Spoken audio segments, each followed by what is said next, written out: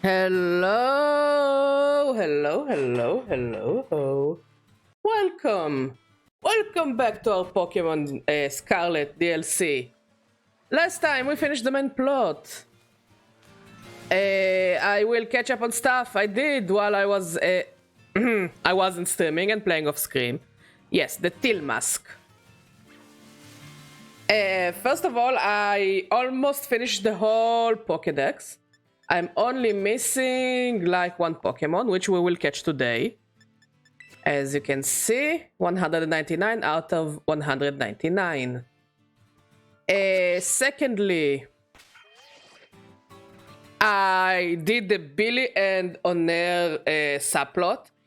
And honestly, I saved you like time. I wouldn't do it on a stream. It was like, oh yeah, we are two rich assholes and we are walking around Paldea and Kitakami being rich assholes, and yes, Billy and Onair.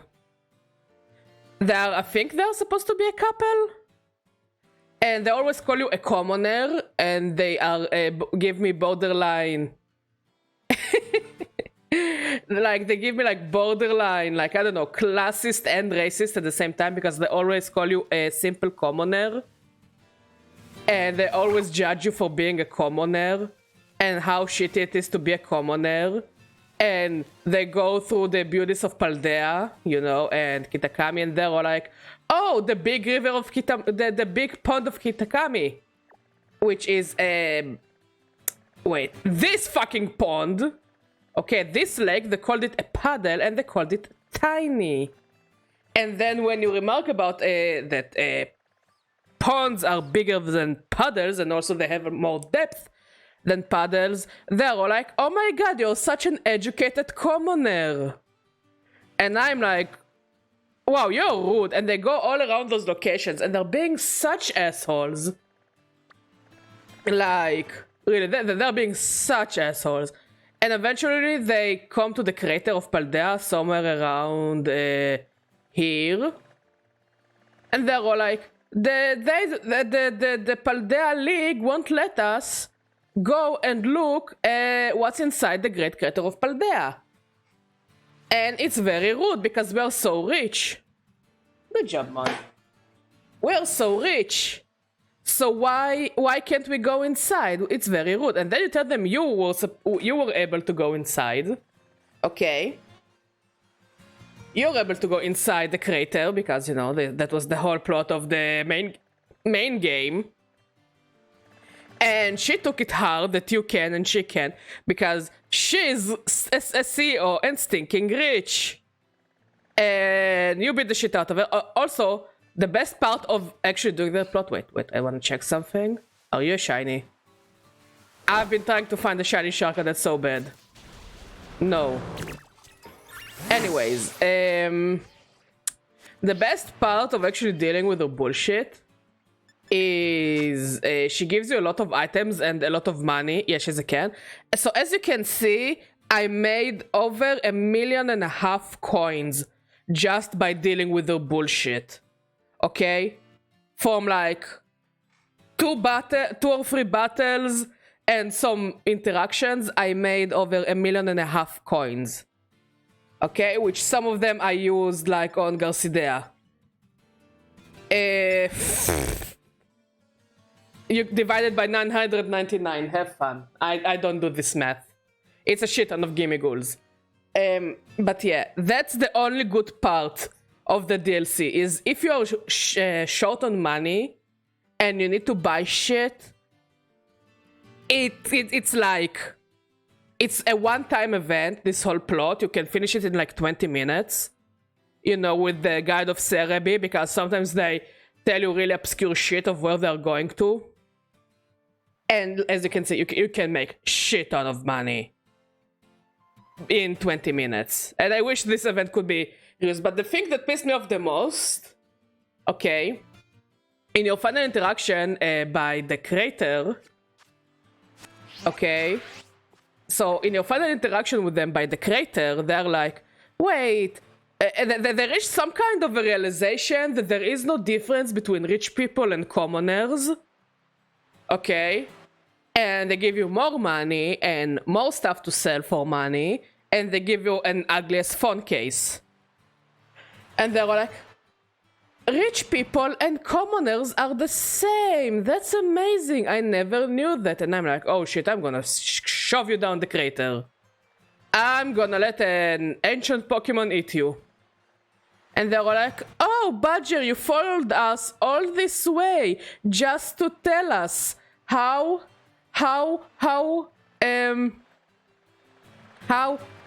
you followed us just to teach us a lesson. And I'm like, ma'am, the fuck is wrong with you? Like, the fuck is wrong with you?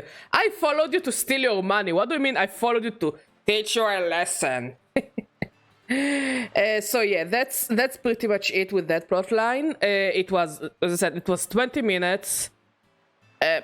Some easy battles, just bring out the Gallade and let the Gallade punch it in the face a couple of times, and like she has a Persian, and in the final battle she also has an Arboliva. So just get a Gallade, throw a Gallade at their face, and you get all like 1.5 million coins, pretty much. Throw on one of your Pokemon Payday and then the coin, what's it called? Lucky coin, and you will make more money. I just didn't think about it at the time, but yeah, just Payday, lucky coin, go to town, make money, girl boss, gatekeep, gaslight, you know. Next, there was the fucking ogre ousting. The ogre ousting fucked up my Joy-Con. Like, not bad, it didn't drift. Okay, wait, I'll show you the Pokemon, of course. It kind of warped my Joy-Con. As in just the joystick, just the plasticky part. And not the plastic part, like the joystick itself is kind of warped. But yeah, this fella... Wait, come back. I evolved it, but you actually get a Munchlax, Impish Nature with a unique mark. That thing cut my life by 20%. Just trying to get it, because... Yeah, the rubber, I forgot the word. Rubber. Because it was so hard. Like really, it took me like different groups, and it took me like half a day. Like it took me a whole evening just to finish the normal rank with like randos online. Again, you can't even go to randos online. I found a Discord group where people helped each other dealing with this shit. And it took me like half a day.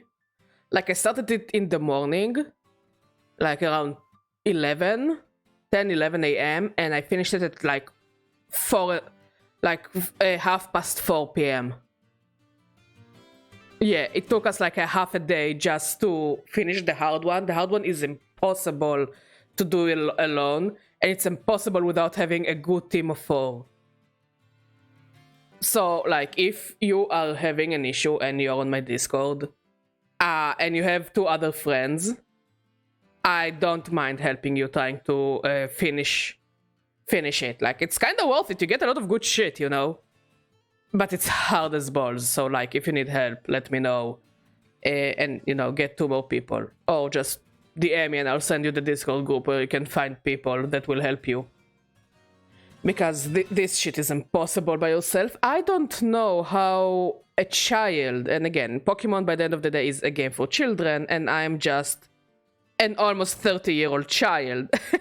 How a child, without online, and without access to Discord is supposed to do it. Like, maybe if they have, by chance, 3 more friends who have the DLC. Because if your friends don't have the DLC, they can't play this minigame. And you, like, if all you have 3 friends who have the DLC, you can play local multiplayer, and I guess you'll have an easier time. Because some people kinda got fucked in the end because their internet fell or something. So, and you can also communicate with them, like what you need and what you're looking for. But again, it's so difficult. It was so difficult. After that, my whole body was aching. So yeah, I don't know if it was worth it in the end. Maybe it was, I don't know. It's a Snorlax. It's a shiny Snorlax. I like shiny Snorlax. So what are we going to do today? Today we are going to deal with Perrin. I could have done it off screen because it's not a long plot. Wow, yeah, we should definitely exercise more. Because it's the Jewish holiday time, we eat a lot of junk. Because Jewish holiday time! So yeah, we're going to do the Perrin subplot. Why didn't I do it off screen? So I will have an excuse to thirst for her on screen. I made honey cakes 3 times. Yes, you did. And they were all amazing. Yeah, Mod is a beast in the kitchen. He's so good. He's such a good cook. He's such an amazing baker. Yeah. So, yeah, we are going to do the Perrin subplot, just so I could thirst for her for like 30 minutes. I don't know how long that plotline is. Which we will catch the secret Pokemon, finish the decks, and then we'll see how long I will have. And I will most likely do a Wonder Trade giveaway of like 1, 2, 3, 4, 5, 6, 5.5-ish boxes of shiny Pokemon. Some I caught in Legends Arceus, some in Sword and Shield, some in Scarlet and Violet, and some I caught in past games. Yes. Because while waiting for the DLC, I was kinda replaying some of the old games and shiny hunting there. So, yeah. But it will really depend how long Perrin's storyline really is. Which I don't think it's supposed to be long. And also I don't really want to do the Ogre Clan on screen because I don't want to do the Ogre Clan on screen. I think I did like 2 Ogre Clan fights on screen in last stream and it was just hard as balls and exhausting. Because also my team is all over the place because I was shiny hunting. So yeah. I think we should leave to deal with Perrin. That was 15 minutes of introduction of what the fuck I was doing.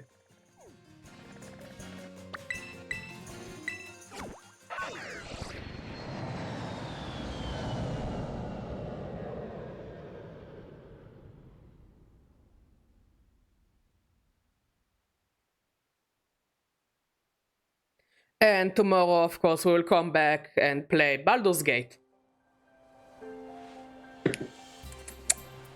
Like, this is like my latest shiny. I need to flex. This is my latest shiny. I caught it today. Best boy. Best doggo. He is a good boyo.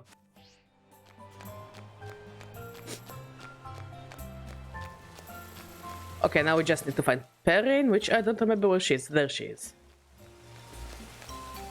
Hey, kiddo!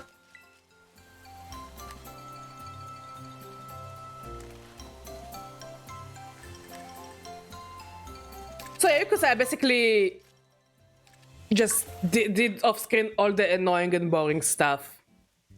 Oh, hey, kiddo! Wait, don't tell me. You actually caught over 150 Pokemon from the Kitakami Pokédex. Actually 199. I went a bit over the top. Now I know you're the real deal. Also, most of them I didn't catch. I just transferred them from home. That's right. Pretty impressive. You must really be something special, kiddo. You probably know more about the Pokemon here in Kitakami than I do. And I got here first. Ma'am, for the past few days that the DLC was out, you were standing in the same spot taking picture of nothing, I guess. Maybe you were taking picture of something. I'm not a photographer. I don't know shit about photography. But like, you're standing in the same spot. Of course you don't know what Pokemon are in Kitakami. Because you have seen like only Hoots and Vulpix. Which reminds me, I've got a favor to ask you. A real Pokemon catching pro like you is just what I need. What kind of favor? Ooh, did I tickle your curiosity? Glad you don't seem afraid to poke your head into new things. In that case, let me tell you what I'm all about. Are you single? The reason I came here to Kitakami was actually to find a certain Pokemon and photograph it. I've been searching on my own for ages, but I still haven't found it. Because you've been stuck in the same location for the past few days. So kiddo, how about doing me a solid by helping me with my research? I'd owe you one forever. Deal! Rumor has it the Pokemon I'm looking for is pretty ferociously strong. Just think, you could catch it and bring it along on your adventures. Wouldn't that be helpful? I know what Pokemon it is, and if you don't know, spoiler warning, it's fucking broken. It has a broken ability, and it has a broken new move, and it just... And first of all, it's also very cool looking. It's just broken all around. Like, I know as soon as it will, the new season of VGC will start, this Pokemon will be banned to hell and back. Even though I think the only good counter it has is Urshifu, I still think this Pokemon will be banned to hell and back. It will be just like a trophy Pokemon, like Ash Greninja. You have it. You don't use it, but you have it. And the rest with other mythicals that were banned as soon as they popped their nose. Like, oh, you're gonna rot in my collection and I'll never use you because I can't. So yeah, I predict the same fate to that Pokemon as well. That's enough to pique your interest. If so, I will need you to prove you're strong enough to help. If we're really going to partner up on this thing, then I want to know you're cut out for it. That, and I want to get a good shot of you looking all heroic and everything. Yes, please! Yes, I will, I shall, yes. Look how cute her dog is! I will battle Perrin, sure, yes. Okay, kiddo, time for me to take a perfect shot, at your confidence, that is. Ready to show me what you've got? Sure. How cute her Growlithe is! Yes! Then let's just put a bit of distance between us, enough to keep my shots in focus. I'm not so strong, but don't hold back and don't mind me snapping a few shots while we are at it. Oh god. You know, I saw a post on Twitter when they just revealed Perrin before the DLC came out, and someone said something too. If you remember, when we played Fire Emblem Three Houses, there was that one character, Shamir. And I think Shamir just did a mental design change in all female characters to have the same look. This tough and a sexy look. I don't know, because she looks exactly like Shamir, and the person who made that post, he gave like three or four more examples that came out throughout the years of female characters that look exactly like Shamir and have the same mannerisms and the same personality, which is like hard to say that maybe they were. It's hard to say that they were not somewhat inspired, or all the people who designed those characters had the crush on the same real person. We don't know who this person is, you know? But damn, her hair is pretty. She's pretty, she's very pretty, I like her. Give me a nice heroic expression, would you? I'll take a real good shot if you do. I don't know how to look heroic.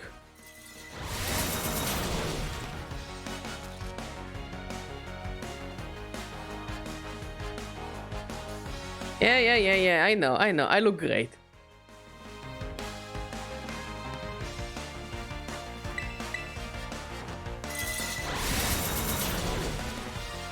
Shamir triggered everything. Shamir is the poster girl for the lesbian goth girlfriend you might wanna have. Like, I know there are a lot of archetypes for a goth girlfriend, but Shamir specifically is the lesbian goth girlfriend, and also, again, a very specific archetype. Yeah, Shamir is great. I love Shamir. I really liked her. Like, I know for some her personality was... you either like it or hate it, but I loved her. I love Shamir.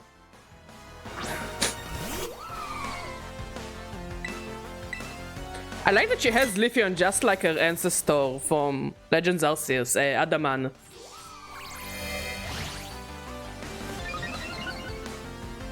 You know what else is funny? I'm using a Pokemon I used in Legends Arceus to fight her.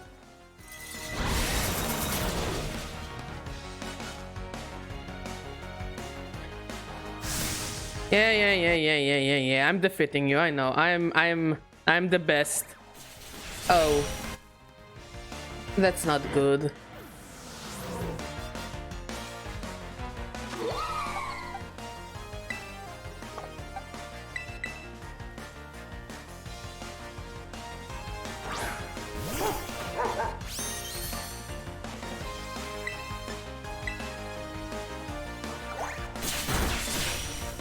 Yeah, I should have brought my better ones. I should definitely have brought my better ones. I was just lazy. I was lazy and now I'm paying for it. Wait, maybe Noctowl can outspeed. Actually, I don't think Noctowl can outspeed. Noctowl is supposed to be slow as fuck, no?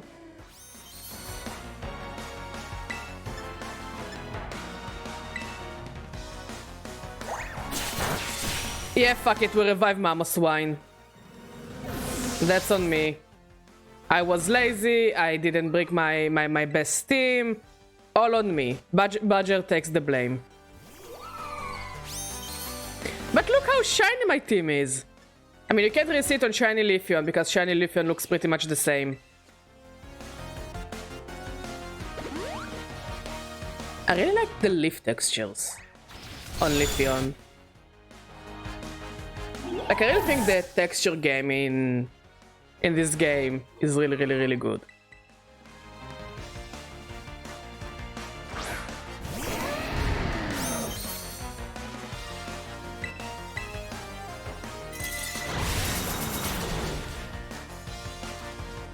There, problem solved.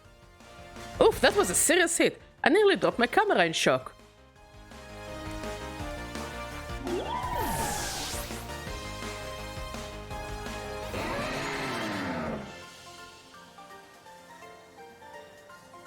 Now that's a keeper. I know I'm a keeper. I'm an amazing person. Thank you. See, I think Perrin and me can get along.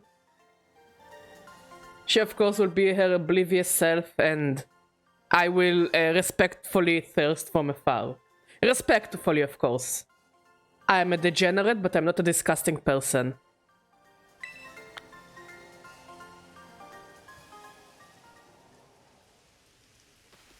You're something, alright. I got a bunch of good shots of you in action, too. I think you might have what it takes to hold your own against the Blood Moon Beast. Is that the Pokemon you're after? Yeah, that's a certain Ursaluna I've been searching for. It's known as the Blood Moon Beast. Have you ever heard of Ursaluna? Word is, they weren't all that uncommon a long time ago. See, Ursaluna is a Pokemon that usually has this big yellow mark on his forehead, resembling a full moon. But they say this one's mark is red. I think she also reminds me of Jade from Beyond Good and Evil. Again, I think they all just fall into the same archetype of thin lady with short hair and she's very sexy and you want her to kick you in the face. Respectfully kick you in the face. Yeah, it's look at their shapes, their shapes, their overall design, the basics of their design. They all look kinda the same. Not that it's a bad thing. I love this design. Give me more. I am eating. Nom nom nom nom nom nom. I'm eating.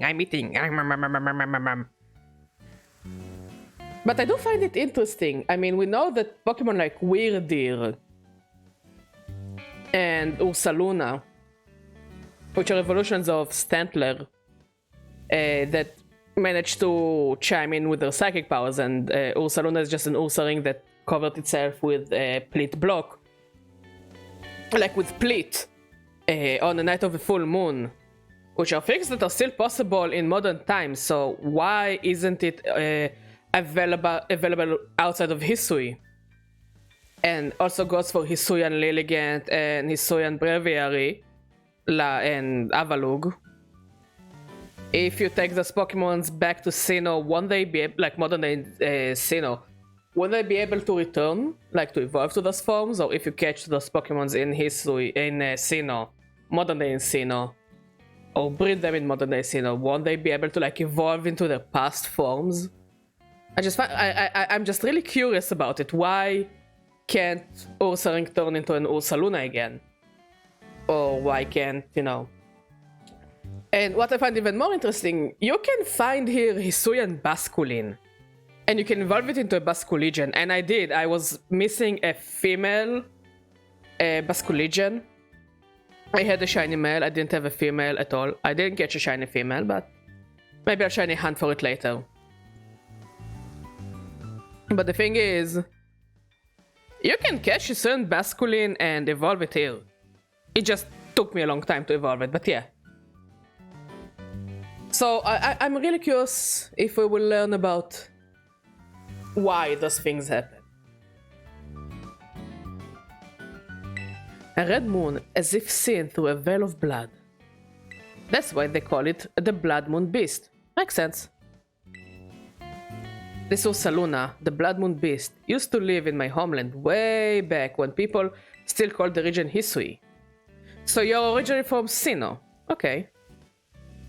Seems like it crossed over the waters here to Kitakami at some point and made itself comfy. If the two of us work together, I bet we could be the ones to finally find and snap a shot of it. And if we do... Kiddo? No, not Kiddo. Partner! Our relationship evolved! Yes, please! Thank you! Let's tackle this together, so we can find the Blood Moon Beast for sure. Let's do it. I knew you'd be up for it, and don't worry, I'll be sure to reward your hard work. Word has it, the Blood Moon Beast has been seen in an area northeast of Oni Mountain called the Timeless Woods. I'll head that way now and wait for you there. Come on, Growlithe. Ah, he's so cute! What a good boy. Okay, let's heal up. Now, I know that we for sure need a fighting type Pokemon. Because of its typing, and also I'm pretty sure it can terastalize. So first of all, let's heal up. Or are we healed up? Well, let's heal up. It's horrible, it's disgusting, let's heal up. Heal me up.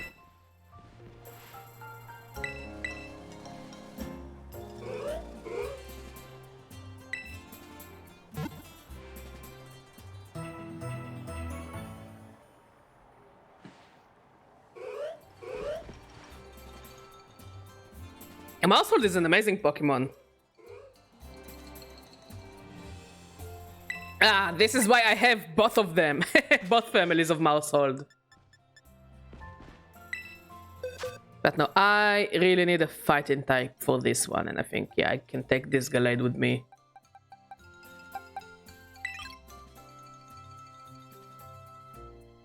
Yeah, I got both 3 and 4 in shiny. See, this is the free one. If you squint your eyes, you see it's shiny. I know it can learn fighting, but I want something more, you know, serious. Oh, I can take... No, I don't take you with me. And the 4 one is also somewhere inside the PC. Maybe Conk... No,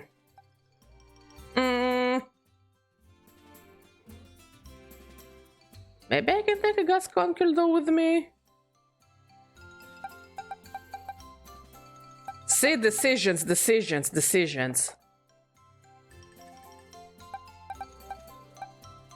Anyways, how you doing, Aether? How is life treating you, my friend?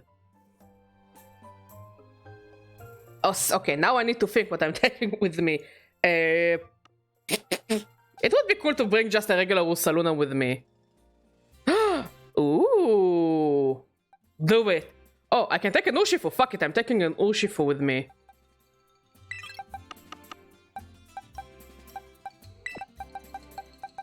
Yeah. Yeah, I shall take the Urshifu.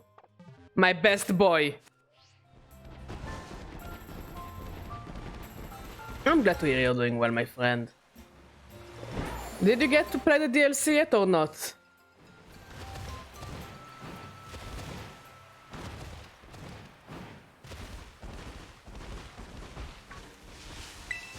Because I like him. Her. Because I like a pink Urshifu. And also I was busy shiny hunting earlier. So I kinda use it. Oh, I see.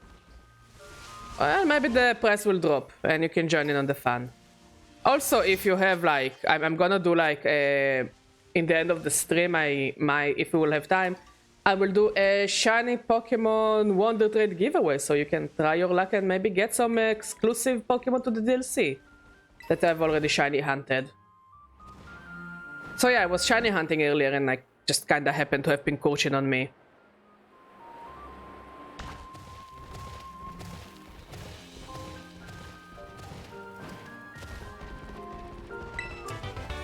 Like, I'm not building a team with a rhyme and reason, I'm just building whatever I like and happen to have at the moment, and leave me alone.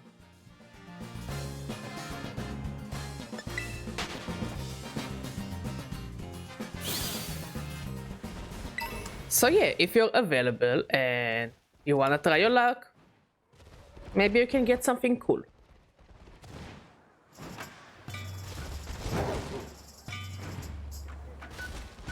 This place triggers a trauma response in me. I can't listen to the music here, I can't look at this place. It's just a fight or flight mode. Automatically fight or flight.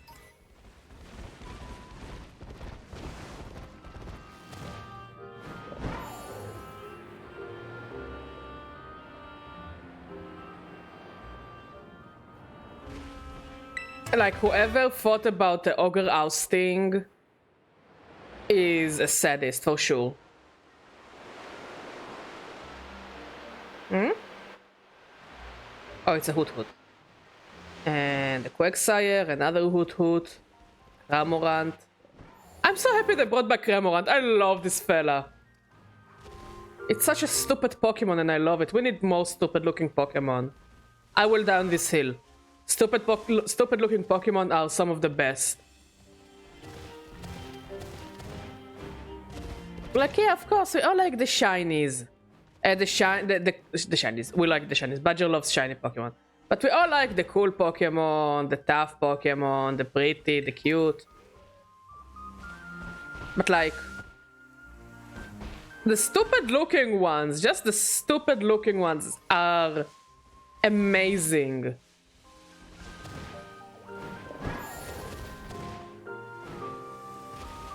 Like, you know, they're living their best lives. Being silly little fellas.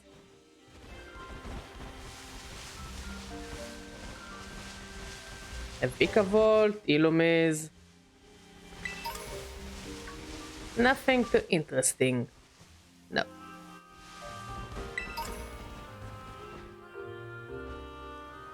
Hmm? Up.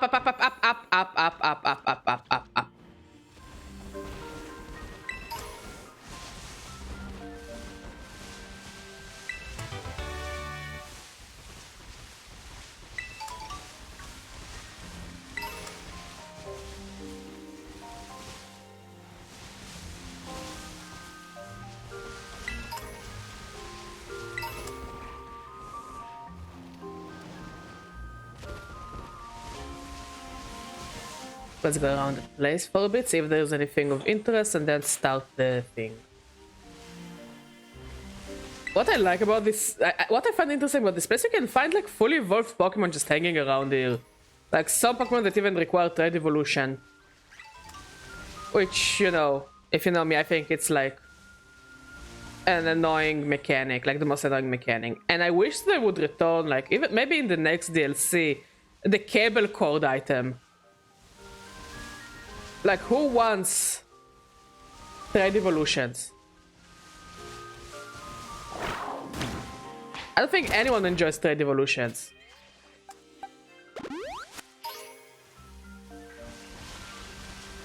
Like, screw you, I don't have friends to trade with. Make my life easier. I like playing solo. Thank you, Mod. But you're my one true friend. I love you. Yeah, lately Mod and me are getting very sticky. I'm not complaining though. Are you complaining? I'm not complaining. Mod, maybe you get into Pokemon as well. I'll give you all the cool ones.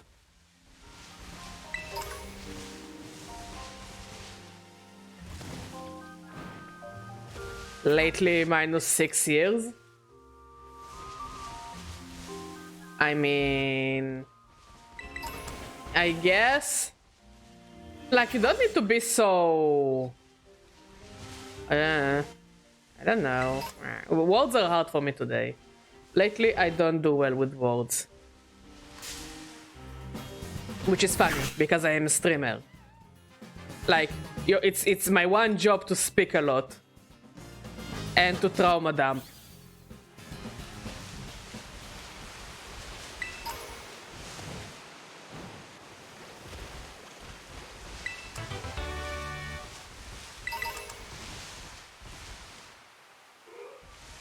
Oh, it's an Electros. Fuck, I didn't understand what I was looking at.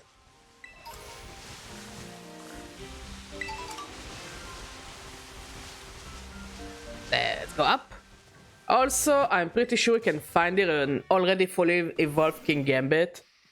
If you're too lazy, and understandably so, if you're too lazy to try and get your own King Gambit, which it's annoying. Yes.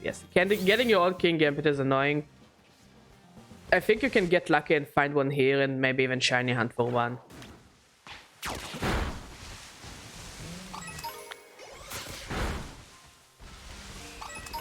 Like, I wasn't lucky enough to find one here, but I think it would be cool to see just a wild one chilling. Oh, Snorlax. Thank you. Oh, hi. Don't mind me. Yeah, don't mind me. I'm just taking an item and fucking off. Okay, it's okay. Grimmsnarl. God, I love Grimmsnarl.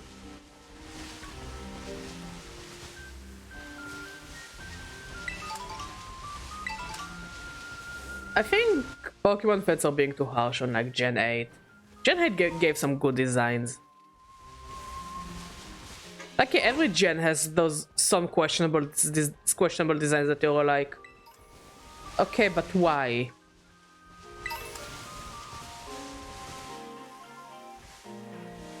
But like every gen has the cool one. Like that one super cool Pokemon.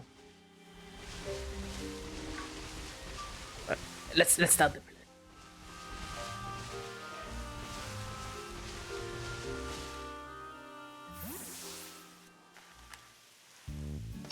Good, yeah, just like that. Do you think the Poliwhirl enjoys being photographed? Do you think he understands what's going on around him? Okay, now give me cute. Keep watching. Of course I'm gonna keep watching. I'm not gonna disturb her. Yes, look at you, you clever thing. Lovely. Oh, her puppy likes me. Now, hold that pause for just a sec. Yes, that's my little cutie pie. I thought I was your little cutie pie. Keep watching. I'm not gonna disturb her. I'm enjoying every second. Wow, look at you. I didn't even know you could pull off that kind of expression. So photogenic. You're just too adorable, you know that? I could eat you right up. Okay, Mod, get me a Poliwhirl costume. You have like 10 seconds to get me a Poliwhirl costume. The rest I'm gonna just wing it. Get me a Poliwhirl costume. Mod is giving me a blue glove.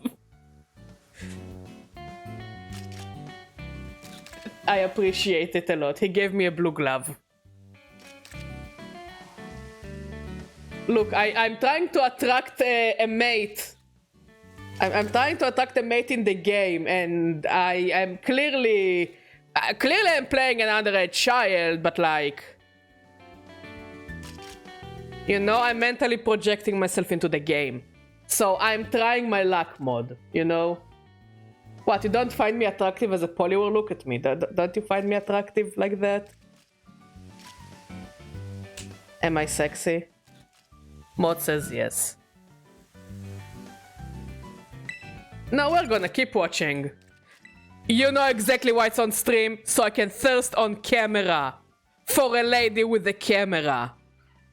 We all know exactly why we are here today. What's this? An extra serving of cuteness just for me? Don't mind if I do. Are you trying to make me jealous or something? Because you're sexy. More, I need more. Someone get me some extra storage and a napkin too. Wait, what? What? Ma'am, are you okay?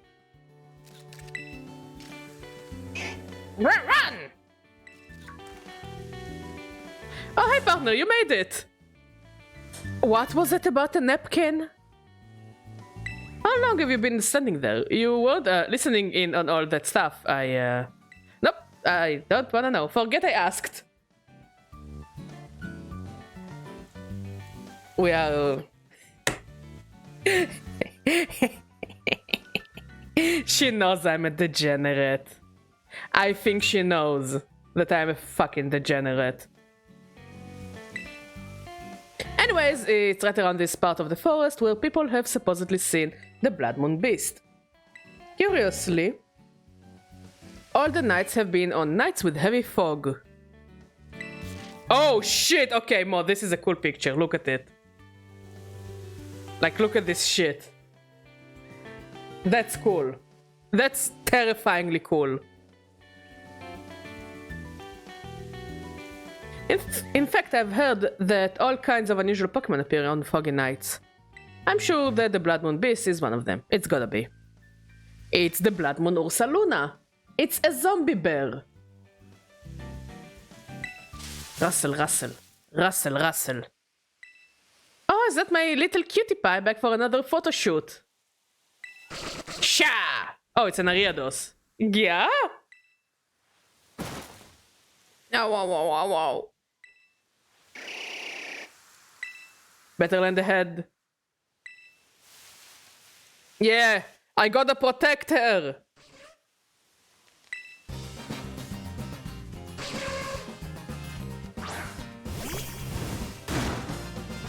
You know, when in doubt, bring out Urshifu.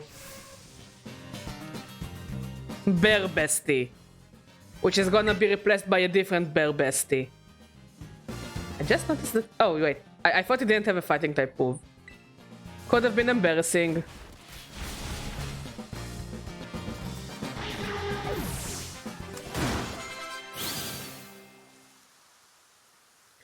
Oh, that really surprised me. My camera is okay though. Thanks, partner. Bow wow! And thanks to you too, of course. I feel a bit bad for the Tariados. It probably wasn't expecting to see humans out here. I bet it only attacked because it was surprised. We should set up a tent. That will let the Pokemon know we're here and help them get used to us. We go camping! Yeah, pitching up tents! Oh, it's such a cute little tent!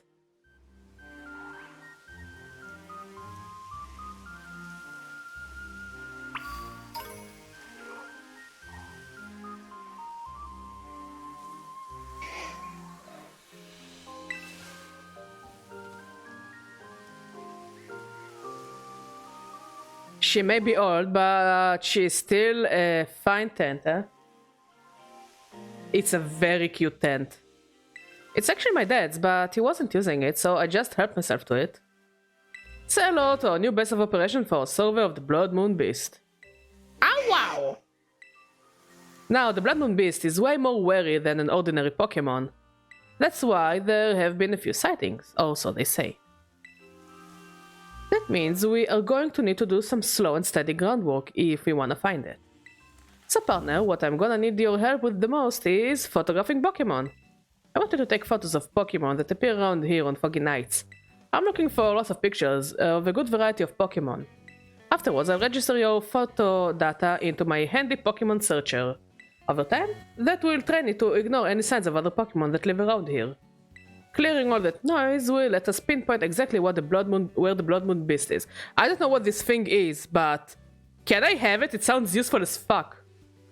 Brilliant. Wow, you actually understood that? I was just rattling off what the manual said. I picked this thing up at a thrift shop. I don't really understand how it's supposed to work. My preliminary survey makes me think there are actually dozens of Pokemon species that tend to show up around the forest on foggy nights. We can split the lot, so how about you try and snap photos of 10 species of Pokemon for me? How about it, partner? If we tackle this together, I'm sure we'll find the Blood Moon Beast. Oh, and we're looking for clear photos and that get the Pokemon nice and big in the frame. You'll want to sneak up on foot to get close to them. No riding on big noisy Pokemon. My Koraidon is not I mean, he is kind of big and he's noisy. He yells a lot. He just does the a lot. Yes. Think you're ready? Just say the word. Once you're good, we can set up in the tent and wait for foggy night. Yes! I'm ready. I'm ready.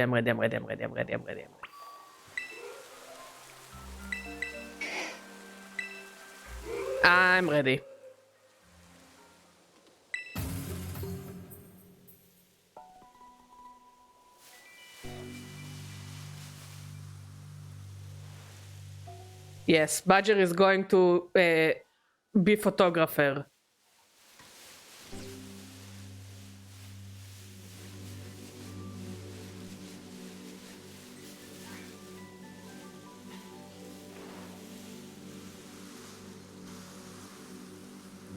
I mean, in Legends Arceus, I didn't need to take pictures of Pokemon, but I guess it makes sense that we need to, like, we serve it in Legends Arceus, so we serve it here as well.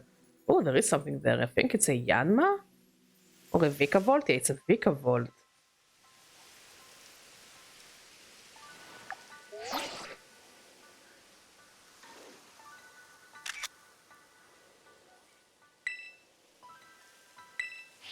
Bitch, it does! It's more like Pokemon Snap meets Legends Arceus in a way.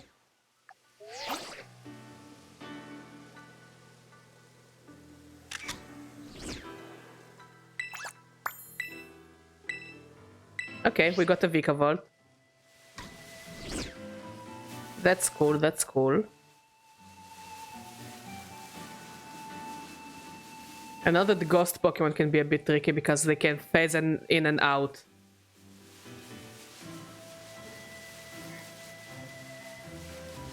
Ooh, a Spinarak. Honestly, this is kind of relaxing. Like, unfortunately, it will most likely be a one-time thing and you won't do it again. But this shit is really relaxing.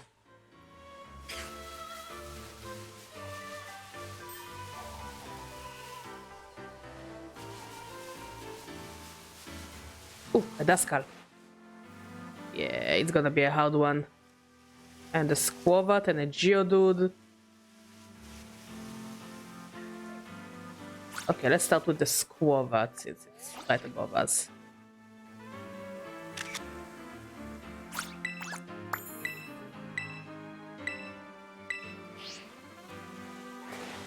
And the Geodude.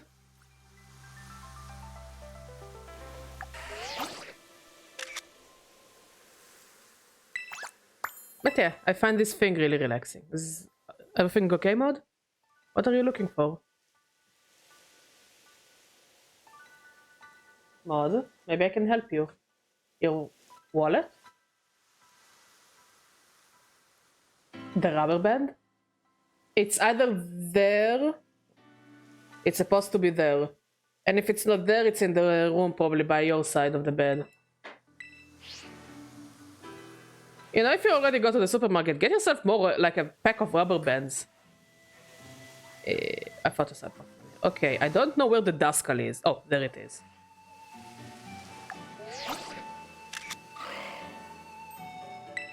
There we go.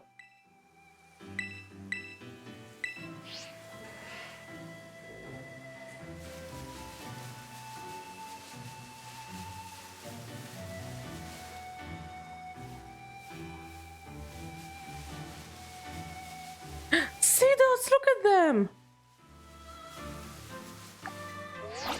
Oh, this is so cute.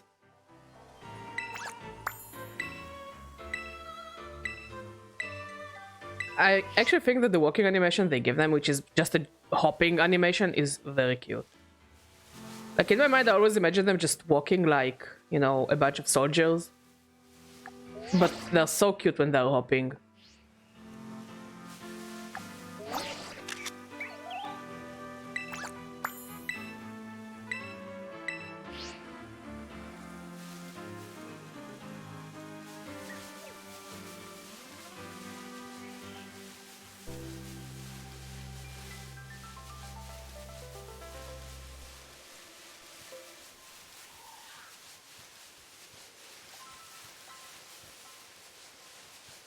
But yeah, it's a shame that it's just like a one-time minigame event.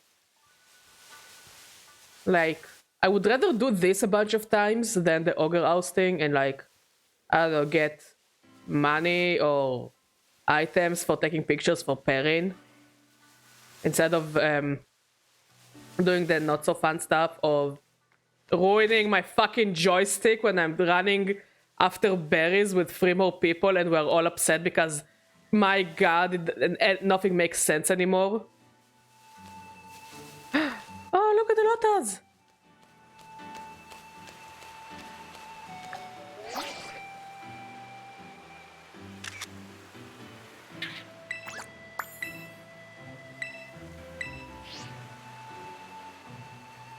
Just yeah, let me take pictures of Pokemon.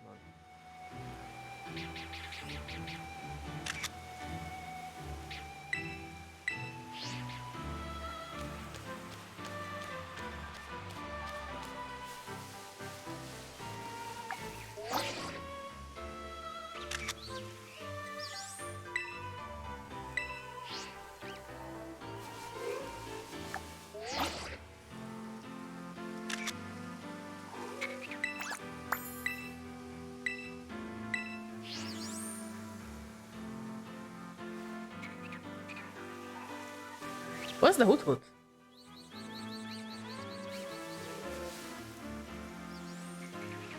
Also, what does this Pokemon sound like a car alarm?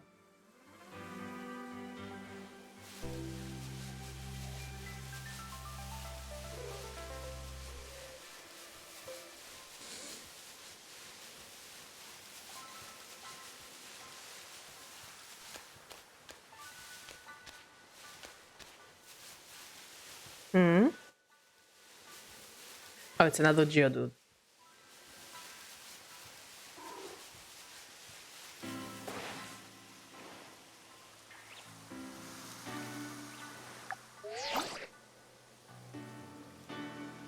Look at this fucker. God, I love Sudowoodo. It used to carry me in Heart Gold and Soul Silver when I played it as a teen. I just think it's a really fun Pokemon.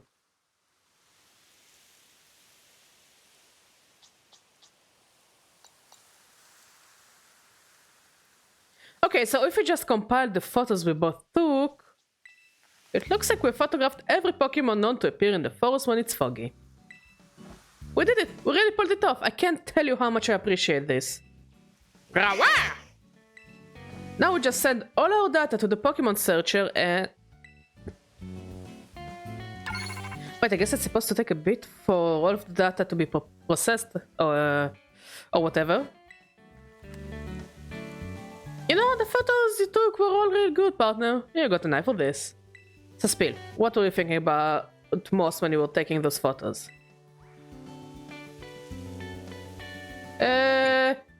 Guess showing off the Pokemon's best sides?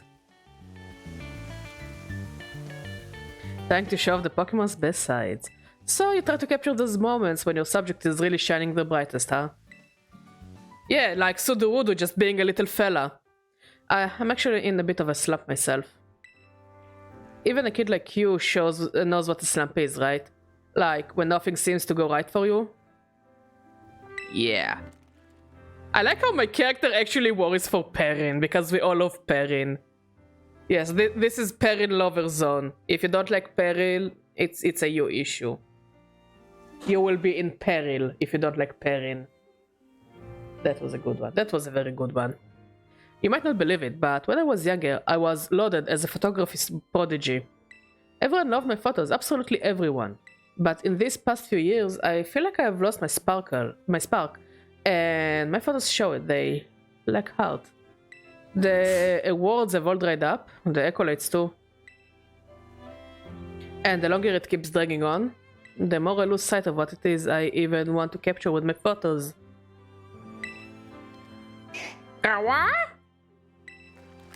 That's when I heard the stories about the Blood Moon Beast. I left for Kitakami as fast as I could. I thought that if I could just get a photo of an astounding Pokemon like that, then maybe, just maybe, something inside me would change. That would be okay. Thanks, partner. And sorry, I didn't mean to bring the whole mood down with my problems. Dingle diddy doodle. Okay, Mod. Bring the tasties. And be careful on the road, okay? Oh, I guess the machine's done doing its thing, but the jingle...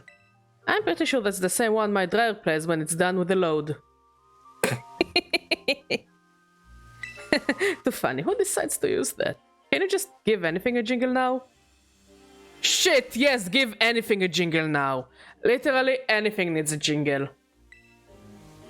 Anyways, if we filter out all our data... Looks like there is still one hit out there in the foggy woods. That's gotta be the Blood Moon Beast. We finally found it. This is it. You know, talking to you really helped me throw off some of that old tension. I think I'm ready to go meet the Blood Moon Beast. How about you, partner? You ready? Yes. Yes, then we are off.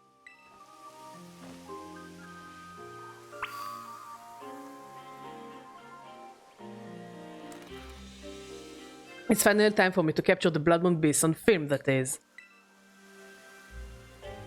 If things start to look dicey, I'll be counting on you to handle the battling, partner.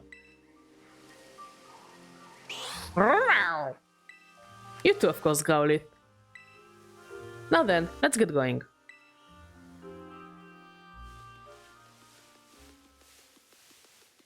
That hit we got on the Pokemon Searcher came from somewhere around here.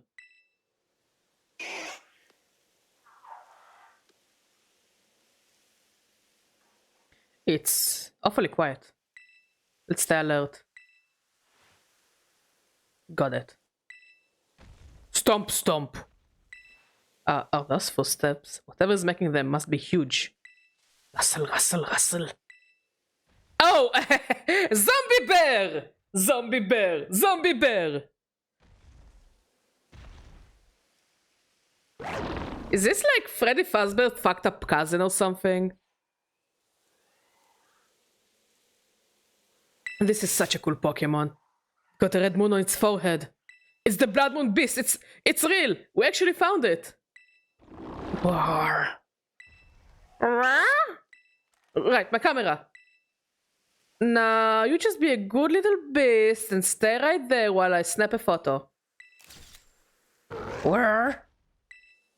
Sorry, the autoflash just... Oh yeah, I think the bear is upset. Growlithe, you ready? Sound like that's a no.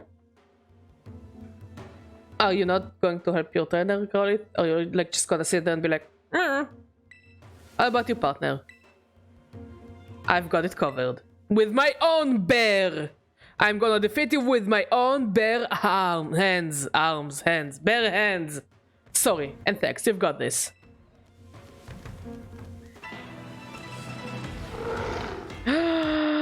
It's the movie music from Legends Arceus! I love it! Should I play Legends Arceus on stream? For the shits and giggles?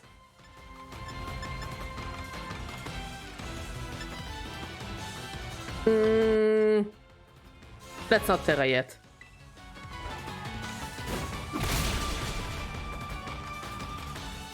Maybe I should have bought a regular Ursa Luna. This is great.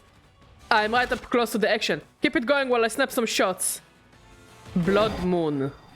Yeah, this one should be broken. Okay. My bear is fine. My bear is fine. The bear is fine, guys. Oh, the new expression. This is wonderful. There is so much good stuff to capture.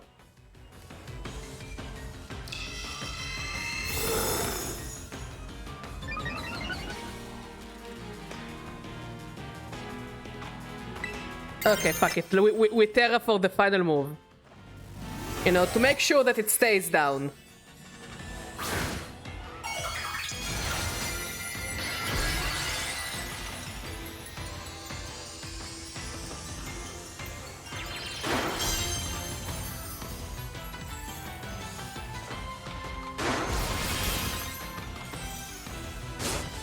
Ah, so close. Maybe I should have given it close combat or something. Okay, that sucks. That really sucks. Okay, I know it's supposed to be ground steel.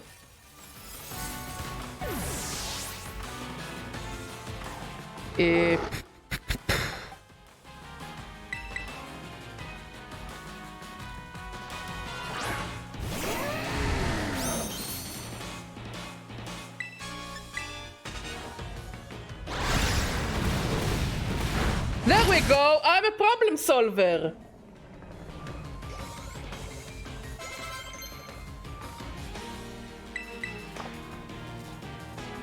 The Blood Moon Beast is weak. Now is your chance to catch it, partner. Of course we catch. But do I have a cool Pokeball? I don't think I got any cool Pokeballs to throw at it. Heavy Ball. Sure, have it. Or should... No. Heavy Ball. Because the friend ball was for Ogre Pawn. Because she's my bestie. Ursa Luna was caught. The final Pokédex entry. It crossed the sea and drifted ashore in a new land. Surviving in this place led it to take on a unique appearance and gain special powers. God, this looks so cool.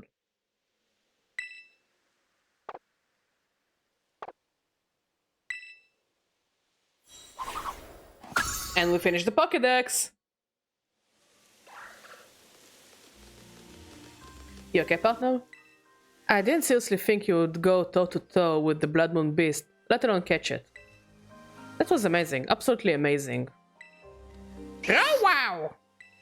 Growlithe, you've got to work on those nerves a bit, bud.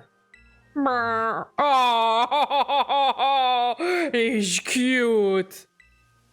Ah, but my heart is still beating a mile a minute. What a thrill. I just couldn't stop snapping shots of you battling the Blood Moon Beast. I bet you want to give your Pokemon a chance to rest and recover though, huh, partner? Let's head back to camp for now.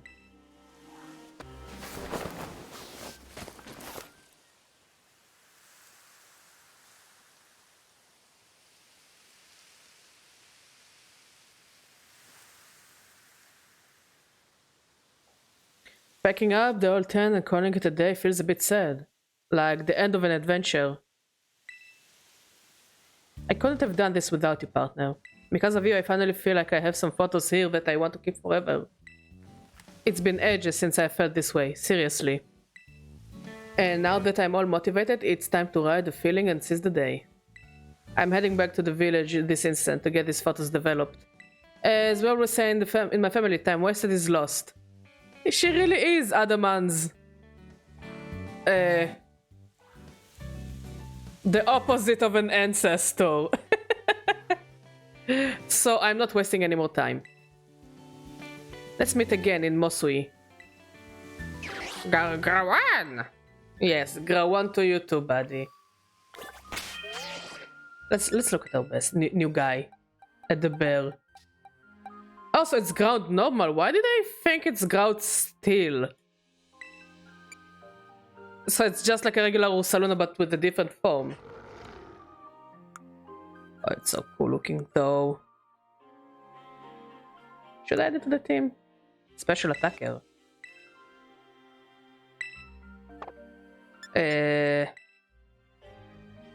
give it Moonblast. Instead of... For now, I guess. What else do you know? Good enough for now.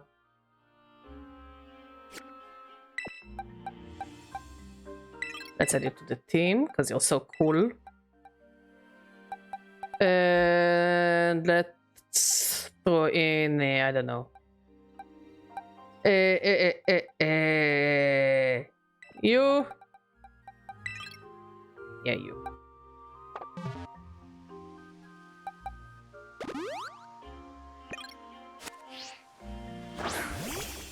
This shit is huge!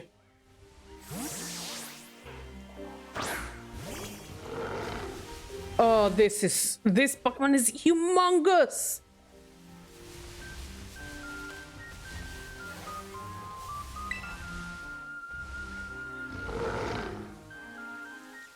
Like, I think it's bigger than a regular Ursaluna. Hey, come here and murder this Pikachu.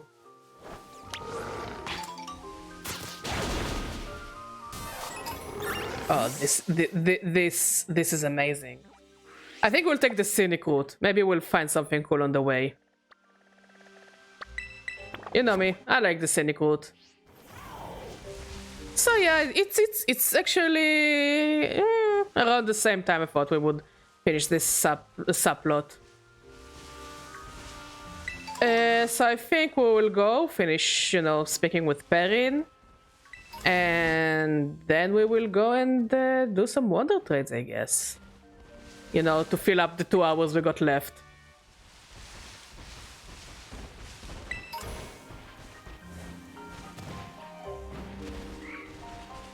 What else? We might catch something cool.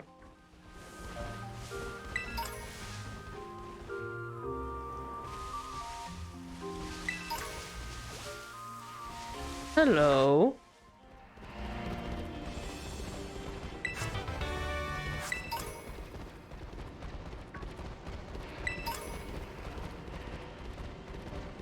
So yeah, I'll say it like that. I feel like this DLC is pretty good, a bit short. But again, Isle of Armor was a very short DLC. And I think like the Crown Tundra kind of made up for it because it was basically a legendary catching rush. There wasn't much of a plot, you were just running around catching legendaries. Which is not bad. Like really, it's not bad. I had fun. I shiny hunted for a lot of legendaries. And I don't know, differently colored pixels makes me happy.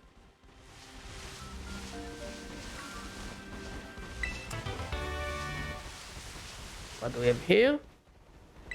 A super potion.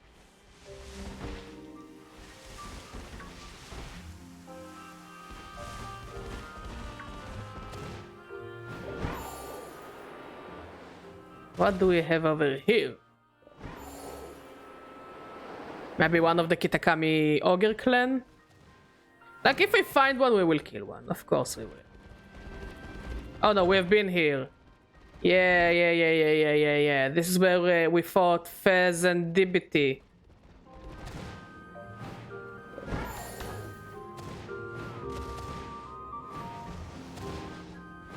So yeah, the DLC is a bit short, but...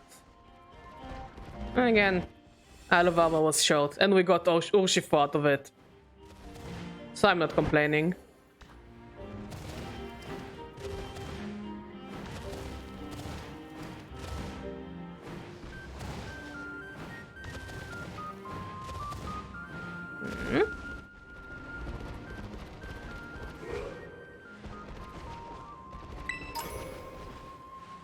But hopefully the second DLC would be longer. Why is this cave full of owls?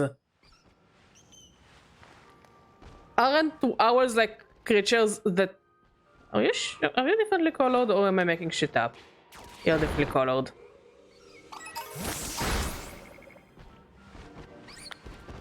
A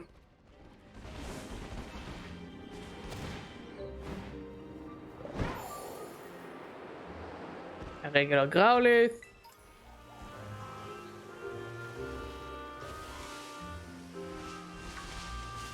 So I truly hope the next DLC will be longer.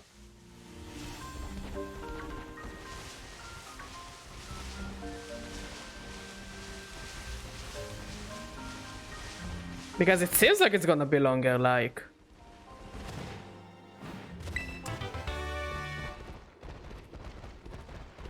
Like, it seems like there will be just like a second league in a way. In a sense, that is. A Sandret, Cricketot... Pichu? No, Sewaddle. Bellsprout and Fomantis. I'm just gonna airbomb the random wildlife. Whoop. But yeah, also the cassette DLC is coming out soon, so we are never gonna be done with monster catching games. I've been waiting for you to come by, partner. I managed to develop the photos I took of the Blood Moon Beast. Show me. Oh, well, fact is that once I got them all printed out, I could see the photos I managed to get are all blurry too, or cut off, or out of focus. They really aren't good enough to show anyone, not even you, partner. But still, out of all the photos I've ever taken, I think they may be my favorites. Oh! I think I had gotten too caught up in my own head, worrying about framing or what judges might say, always thinking about what I ought to capture. But just capturing your subjects as they are, that's what Pokemon photos should do. Reading hard! You taught me something important, partner, so thanks for that. Ah, that's right, your name. I never even asked for your name, partner. I know it's awful of me after all you did to help, but mind teaching me your name? You can call me Badger. Badger, a perfect name for a gutsy kid like you. Well, nice. Well then, nice to officially meet you, Badger. The name is Perrin, a photographer with a renewed love of photography. I can say that with pride now. Ah, and your reward. You have earned yourself a real choice reward for all the help you've been. You obtained a choice scarf. Oh, and this Growlithe of mine has a younger brother that really loves battling. Oh, it's just like the plot in Legends Arceus, that the Growlithe siblings. And... I don't think they were really siblings. I think only one of them was a sibling. It was the smaller one. No, not a sibling. The small one was the son of the previous king, Arcanine, whatever. And he really liked battling. And he was like the real one. Okay, I'm fumbling up, but it's basically the plot to Legends Arceus. I think you will do a better job of raising it good and strong. You save the Growlithe from Perrin. I shall cherish it because it was given me by Perrin. Raise it be real strong, okay? I think that about wraps it up. I did what I came here to do, so I guess I should hit the road. I'm afraid this is goodbye. But you know, Growlithe like this are known for living and working together in pairs. Even if they're separated for a while, I bet their path might just cross again someday. Will we see Perrin in the DLC? Or will we return to Sinnoh where she lives? And meet her? Like, it could be cool if we don't meet her in the DLC. Maybe in the future game we'll meet her, and if we bring the Growlithe she gives us, she will recognize it, and she'll be like, oh my god, it belonged to someone who helped me defeat a big-ass Ursaluna, and then you show the Ursaluna, and I'm like, and she'll be like, shit, are you the same person? So you raise that one with care in the meantime. We'll definitely meet again. Yeah, I'm looking forward to seeing what you pull off. I've got high hopes. Give me Perrin DLC. Where is the Perrin DLC? Will we see her again in DLC 2? I need to know. I must know. I shall come and show her her biggest dog and a biggest bear. So bye for now, Badger. Until next time. Bow wow!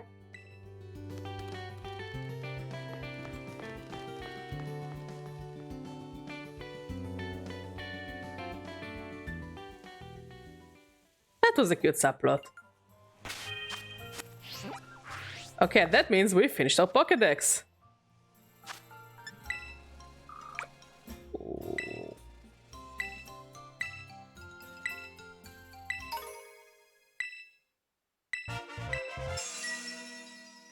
Nice. Okay, let's talk to Mr. Professor. Also, let's take a look at our new baby. Even though I already have a shiny one, I shall cherish this one. Look at him. I wonder if he's really small. Let's add him to the team.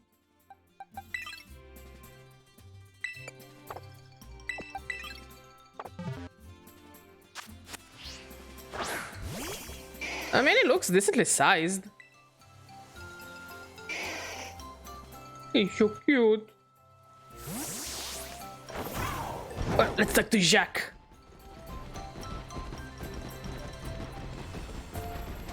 Think he's supposed to be here?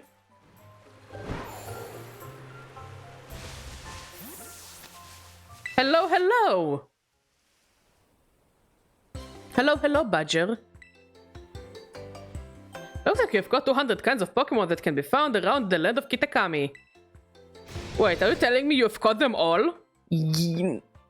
Caught is a very broad term.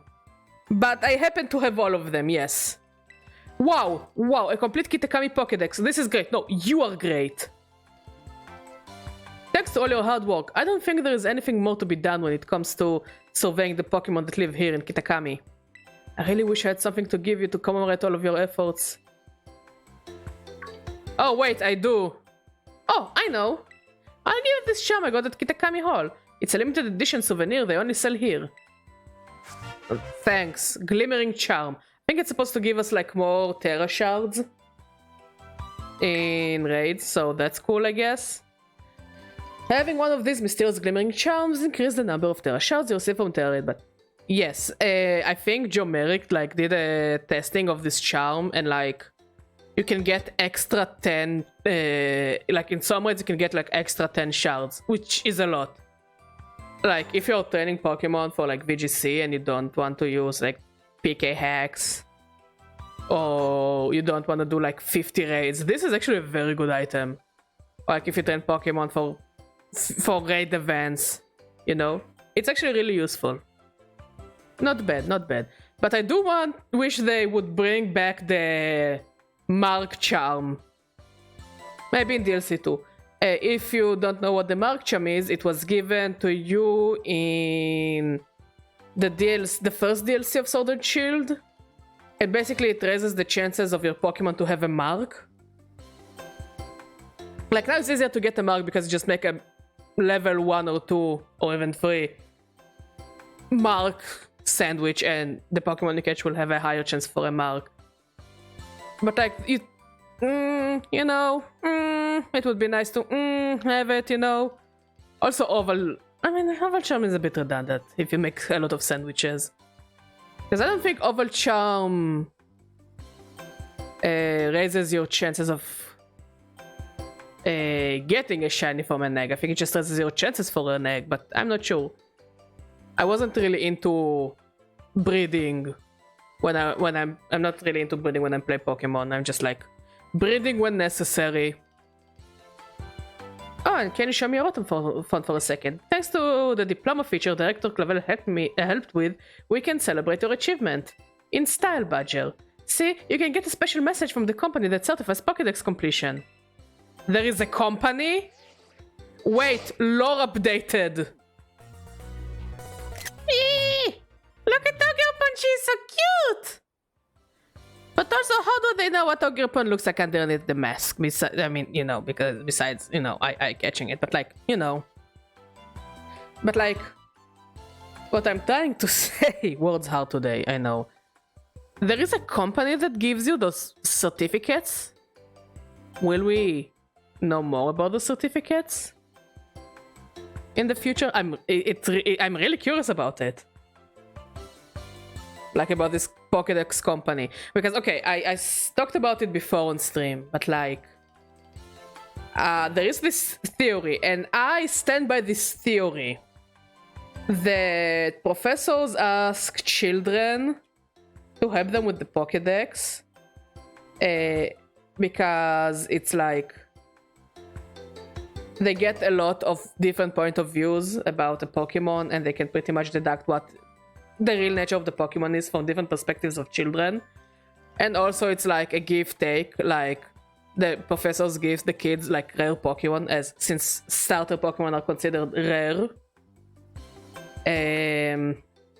So they give them the kids rare Pokemon, and the kids just basically do the difficult job for them. And this is why some Pokédex entries seem so ridiculous, because, you know, it's a child who wrote them. Like, think about it. There are Pokédex entries that say, oh yeah, some Pokemon are hotter than the sun. Of course it doesn't make sense. It absolutely doesn't make sense. You know? Or I think it was Larvitar's that says that it can eat a mountain a day. Again, it's not a thing that makes sense, but it makes sense if a child writes it. And of course, a lot of them also based on urban legends. So bringing a company that has an interest of archiving all the Pokemon is kinda interesting to me. Who knows, maybe a new spin-off game where it's like Legends Arceus, where your job is to just, you work for a company and you archive Pokemon for that company. You're like just an employee and not like going on a full-ass adventure. I think it could be a cool plot.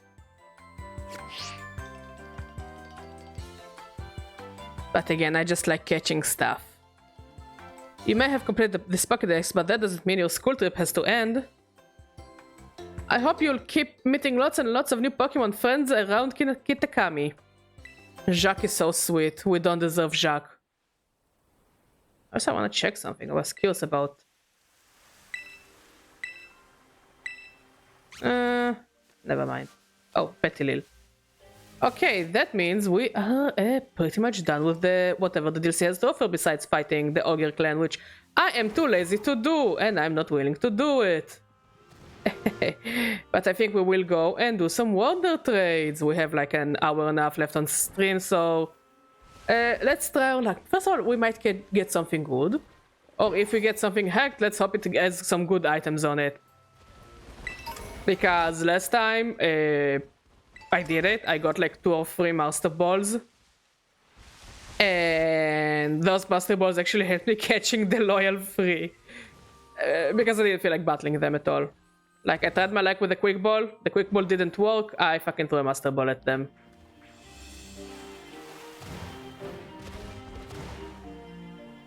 Game don't crash.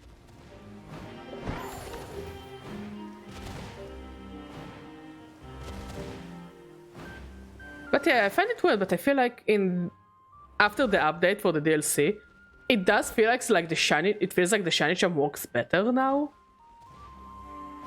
Or is it just me? Oh well, never mind. Let's go to town. Whoop. Let's find a scenic place. Whoop. Scenic enough. Yeah, that's scenic. Last time we did it on a tower, but now we're in Kitakami, so we're doing it here. And let's wonder trade some shinies. Who knows? Maybe we get something good.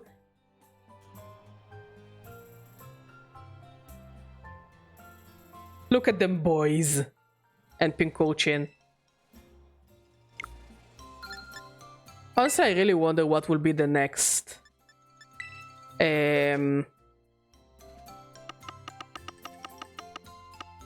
raid.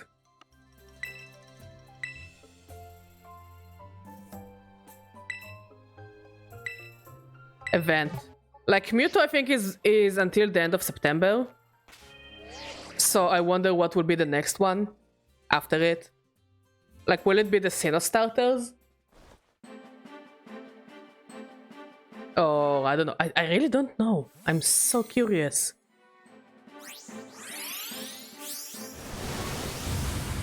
Fuecoco!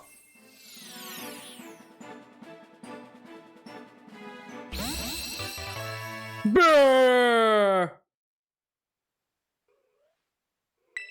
I wonder if I'll ever get the Pokemon I sent.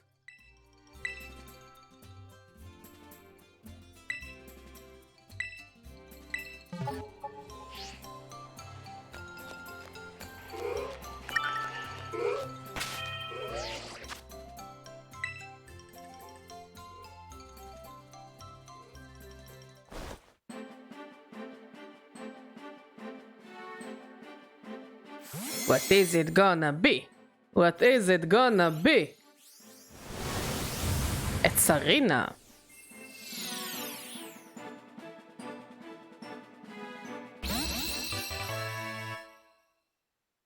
Just a regular old Serena. Not that there is something wrong with it. We are not going to be rude to the queen. Thought school that I think I got either yesterday or 2 days ago.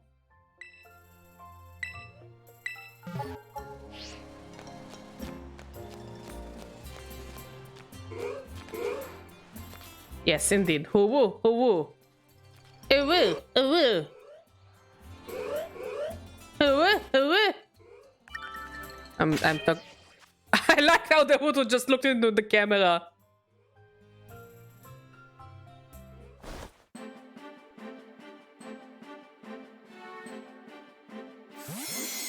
But yeah, this Toad School looks like semen, not gonna lie. I don't know why shiny Toad School looks like semen, but...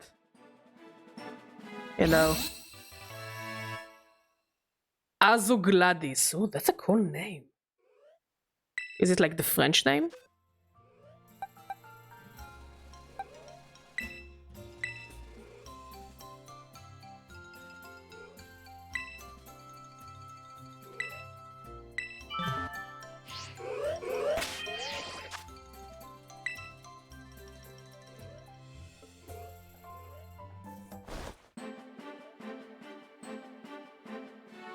Oh, Berichan. Okay, okay.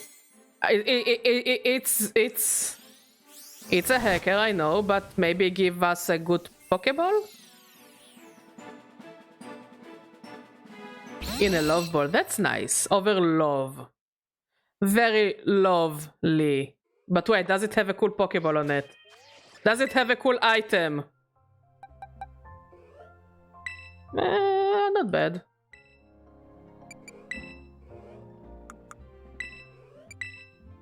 I am curious about... Yes, I thought. We're gonna wonder trade it back. I know, it's mean. I took away the item and I'm wonder trading it back. Badger is mean sometimes.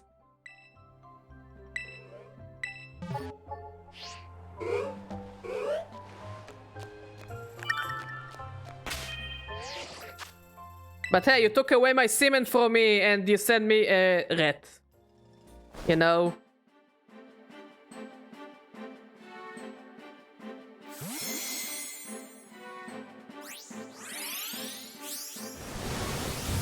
Pseudo-Woodo.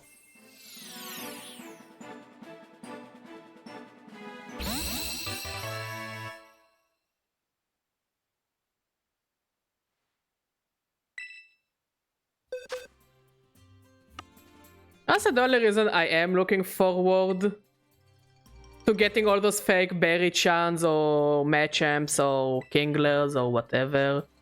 You know, there are a million. I don't even remember all of them. It's just to get the good items. It's just for them good items.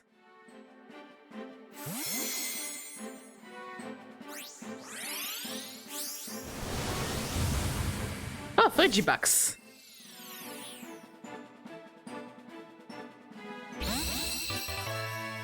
Frospino. Oh, that's a cute name.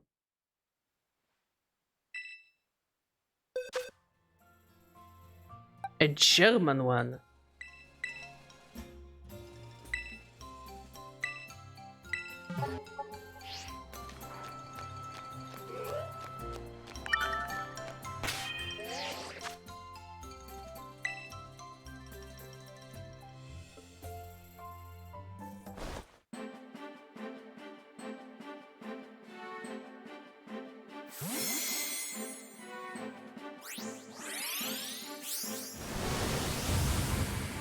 Floatzel. I remember the first time I did like a stream like that where I just Wonder Trade Pokemon. I had so many fucking awesome things. Now at least it has more variety until we reach the EVs. I have a lot of EVs. Also a lot of Pokemon Go Pokemon, of course. And Legends Arceus, of course. I just have a lot of Pokemon.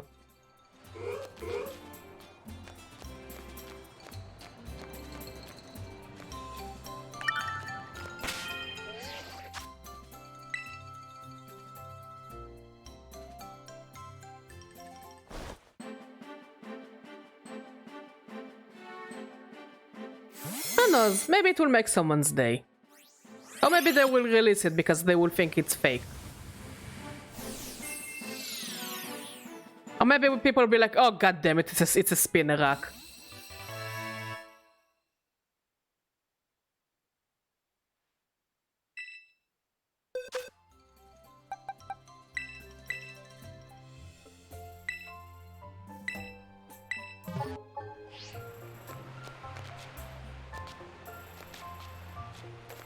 Let's go for a walk.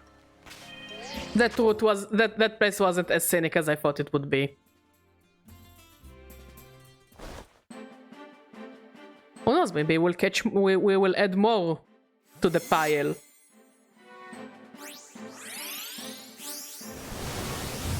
Gengar. Interesting that I haven't seen any DLC mons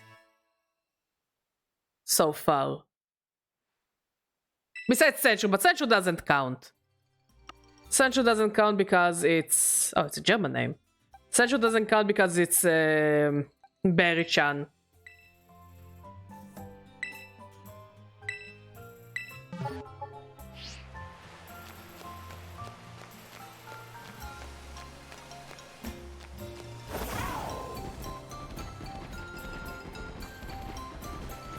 That would be interesting to see if anyone actually started breeding DLC mons and just Wonder Trading them over.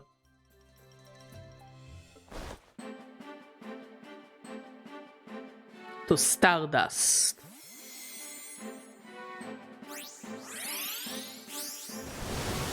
Shroomish.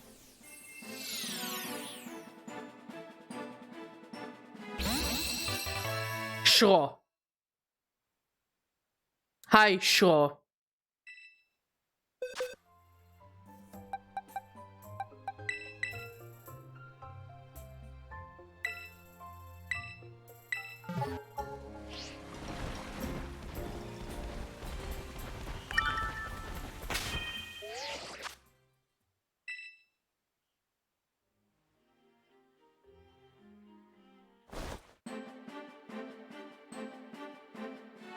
And another Berry-chan. It's gonna be another Senchu. Ah. Frozen Zippity. Another one called Love. Wait, let's check the item. This one I'm not gonna water right away. Yes! Also, since I got a candy, I will give it to the Growlithe. I have a lot of candy. A lot.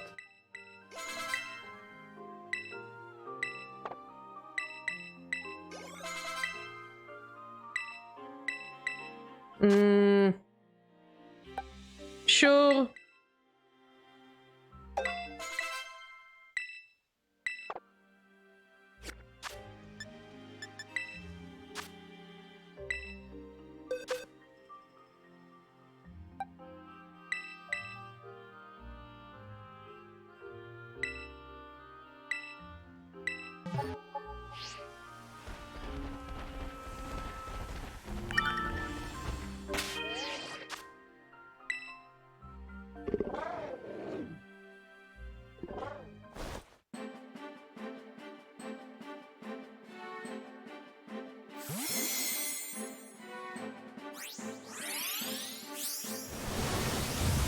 And another Frigibax. Someone is in a Frigibax breeding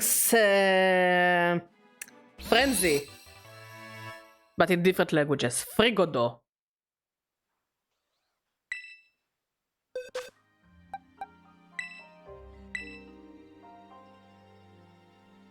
Yeah, this one I think I traded with someone Pokemon Home.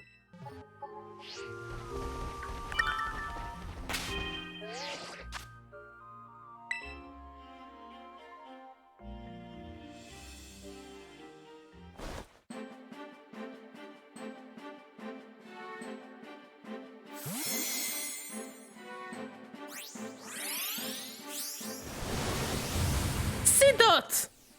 Finally we're seeing the DLC representation. CDs.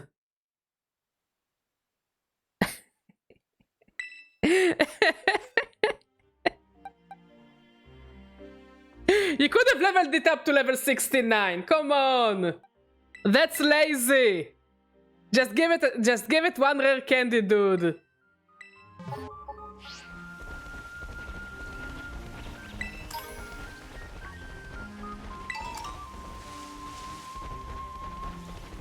Just one more level could have been hilarious. Also, didn't I just send him a shift tree? Is that the guy I gave a shift tree to? I just think it's kind of funny, you know? He gave me a C-Dot, I gave him a shift tree. Penpy.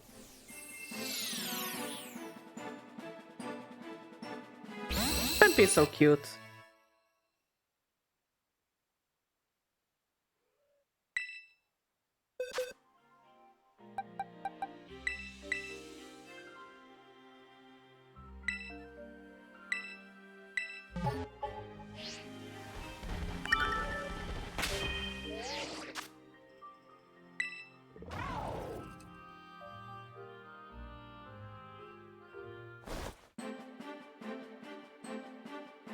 Jockson.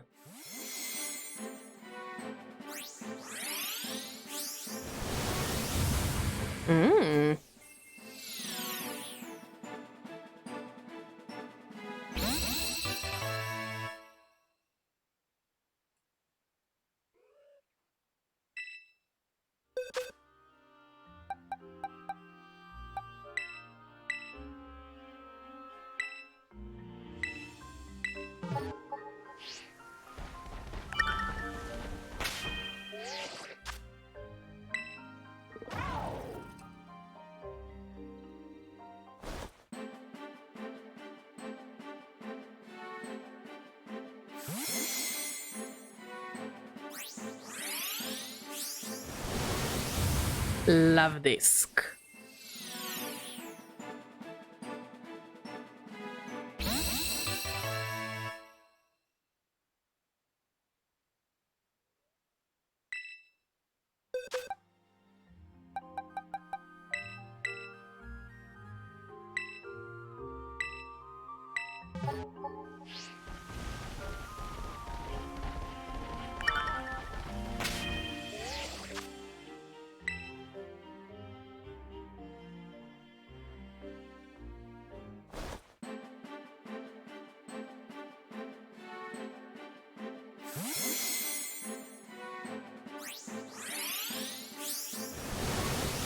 A Geodude.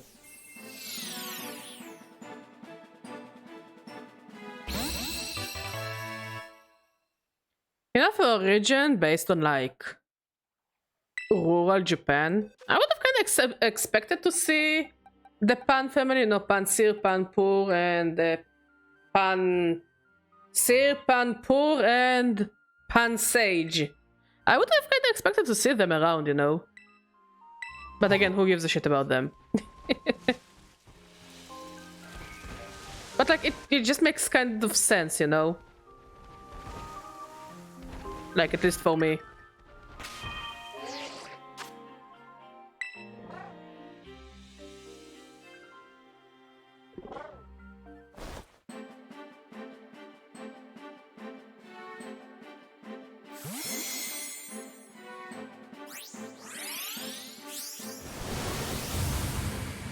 antenna.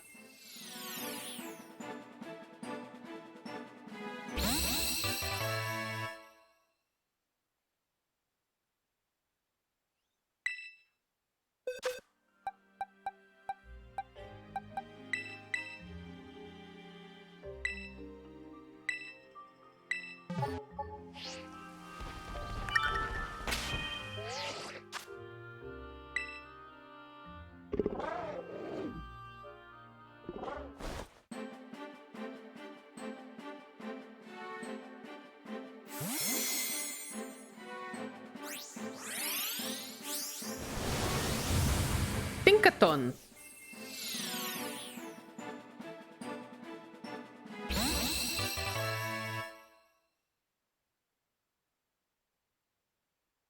I wonder when the second episode of that new Pokemon anime will come out. Like the one that gave us that event Titan. Like, not that I want extra Pokemon, like, I wanted my extra event Pokemon, you know. So event Pokemon I didn't redeem because, not that interesting. But that Titan was cool, especially since it had a unique mark. But like, the animation was good and the plot seemed interesting. So yeah, I wonder when the second episode will come out. And if they will give another event Pokemon, that would be really nice. I wouldn't mind one. Eevee!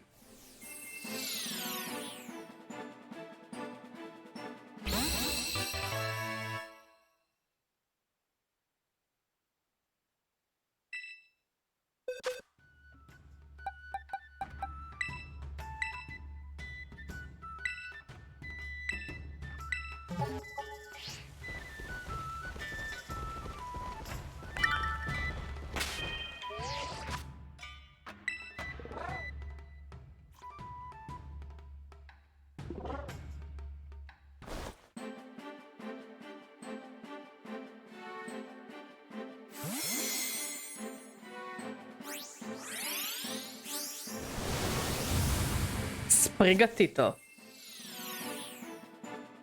I wonder if we'll get Quaxley as well.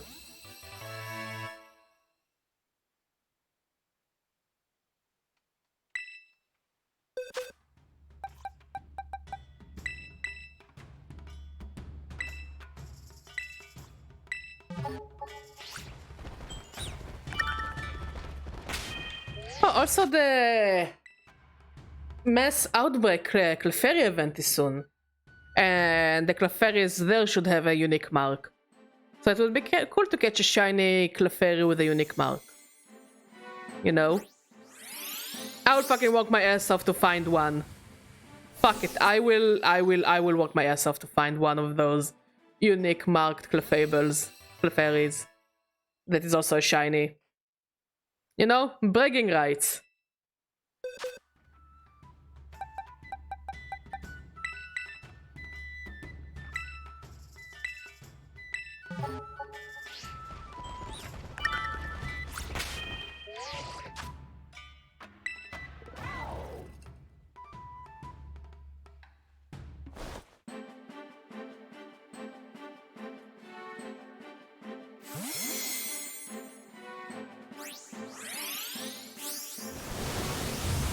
Conkeldurr.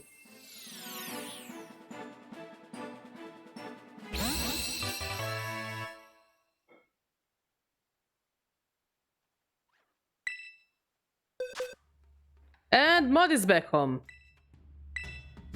Mod is back home.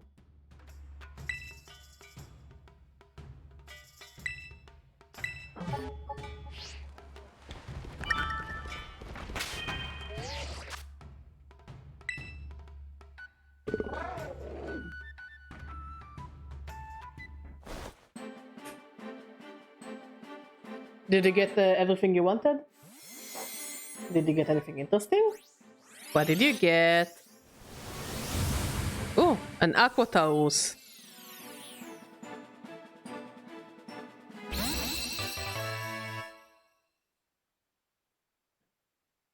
Are those avocados?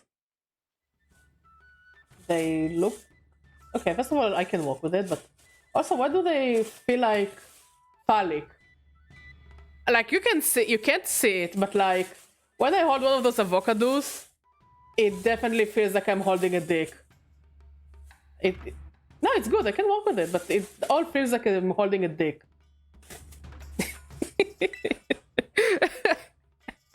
One day, my streams won't be unhinged.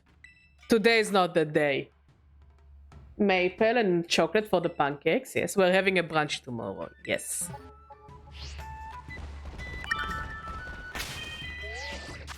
Did they have the tempura shrimp? You forgot? Oh, okay.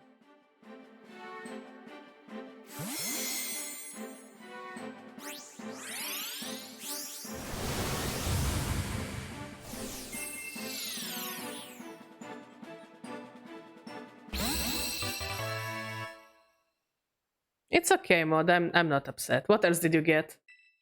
Wine. Pomegranate wine. I mean, it's good because, again, we're still celebrating the Jewish New Year. So I think pomegranate wine will go well. My mother would appreciate it. I don't know if your brother and his wife would drink it, though, because, you know, they're driving. We can offer your niece some, though.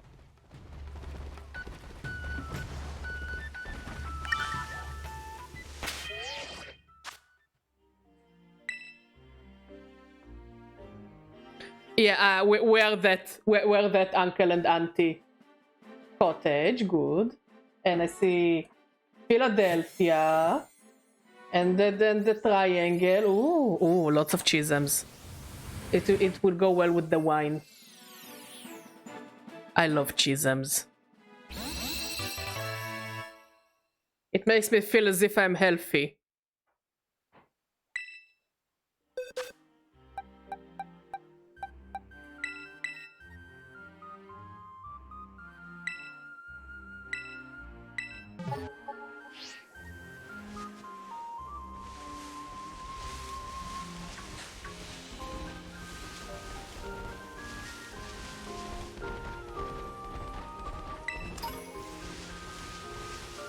Ooh, more chism.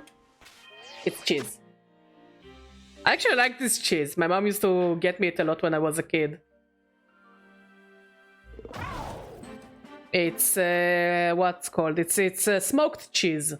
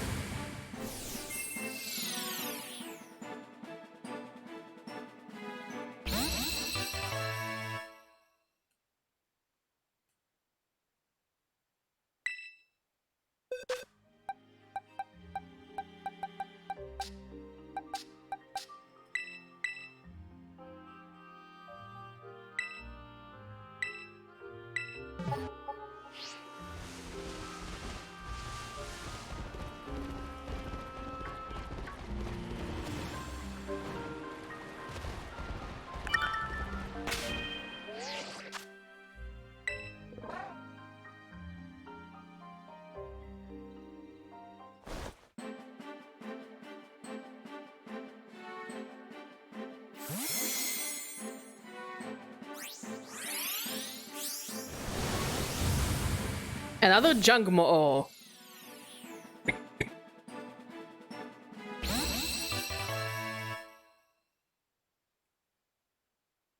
You know, I don't get all the head this Pokemon gets. Like, I really think it's a cool Pokemon. Only the drink area was claustrophobic. That's good. I mean, after the holiday, you need to drink more to pass the trauma of the holidays. You wanna do something about dinner later? Like, I'm gonna finish in like an hour.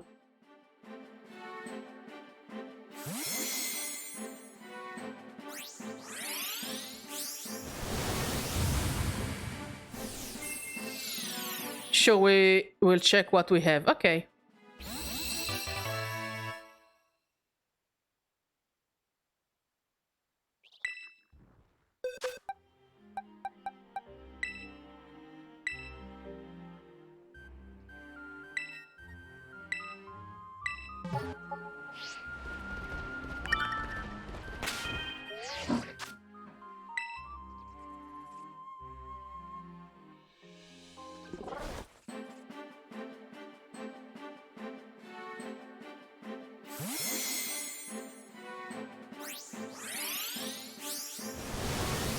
Cyndaquil.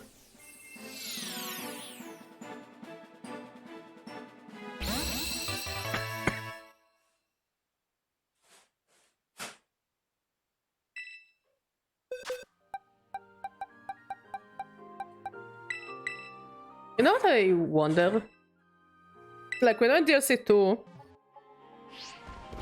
and according to leaks, when you finish DLC, like, we know that in DLC 2 we can catch starter Pokemon from previous generations. And according to leaks, it will only happen once you truly finish the plot of the DLC 2. Only then you unlock the ability to find them in the wild and catch them. What I wonder is, will they be in mass outbreaks? Like, can you hunt them in mass outbreaks? No, like, can you just have a random, I don't know, Sobel?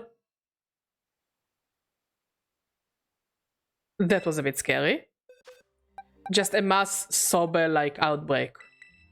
Because if so, it would be really cool.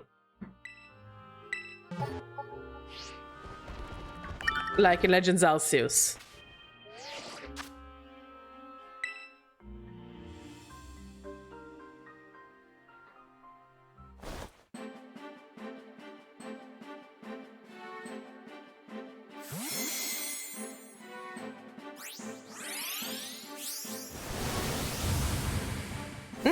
Quillfish.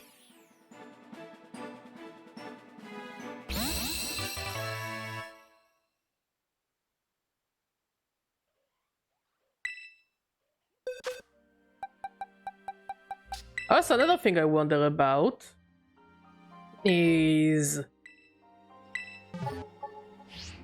will you be able to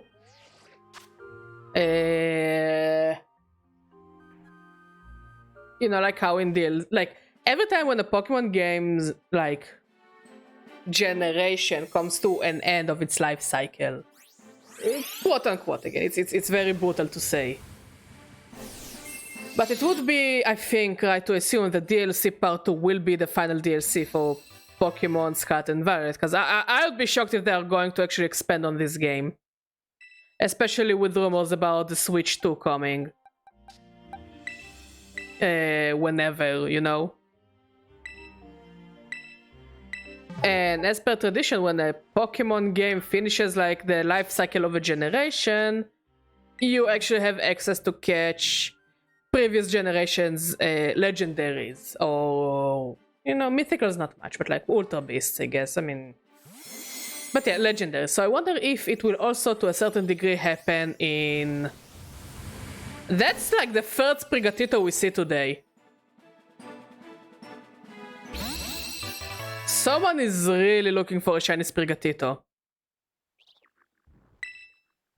So yeah, as I was saying, I wonder if we'll also be able to, like, because it's all in those different biomes, will we be able to actually catch past legendaries as well?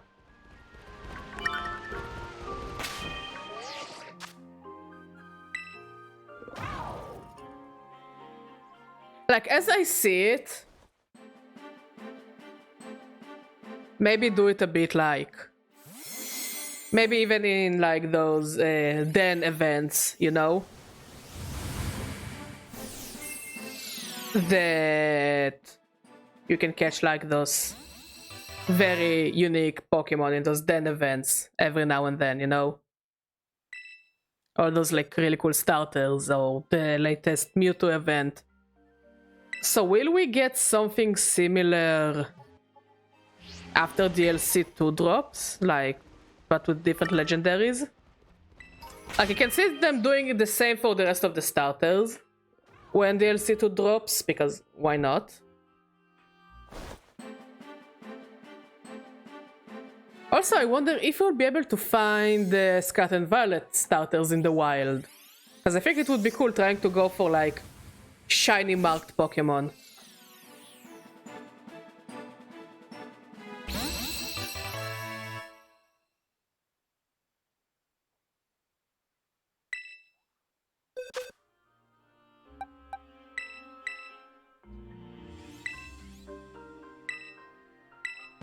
And you're also catching them in Pokeballs that are different than the regular Pokeballs. Like, they're already in Pokemon Go.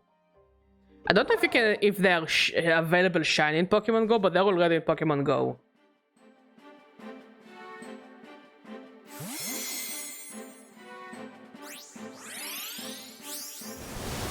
I don't even think that the Gen 8 starters are in Pokemon Go yet. I haven't played Pokemon Go in, wow, a few months. I think after they added the roots for getting the Zygarde, I think I lost any interest I had in the game. But knowing myself, I'll probably one day will come and I'll return to it, and like every time I'll dedicate my life to it or whatever. But lately it hasn't been very fun to play, which is a shame. You could have got like really cool Pokemon there. Like, I think Pokemon Go is the only way to get, nowadays, the easiest way to get a shiny legit Deoxys, because the only way to get a legit shiny Deoxys is by an event in Gen 3. And it's a bit of a shame, you know?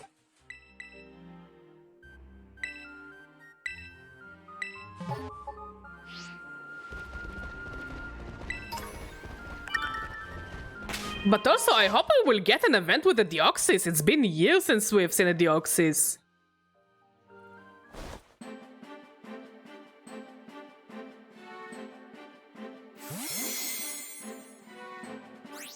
Was it a shiny? Because it looked a bit like a regular one. Oh yeah, it's a shiny. Okay, good, good, good.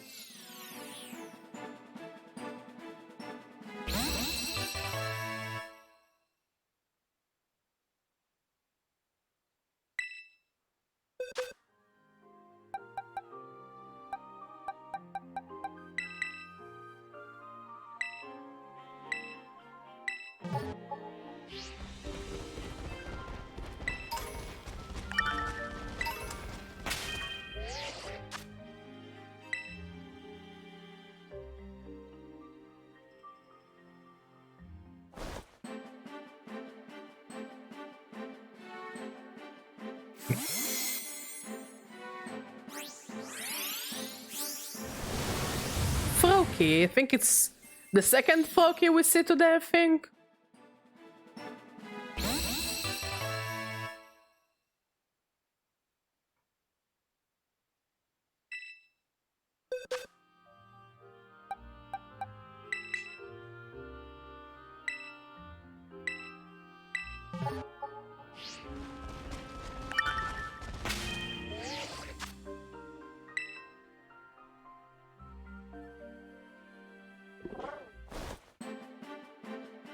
Yan Mega.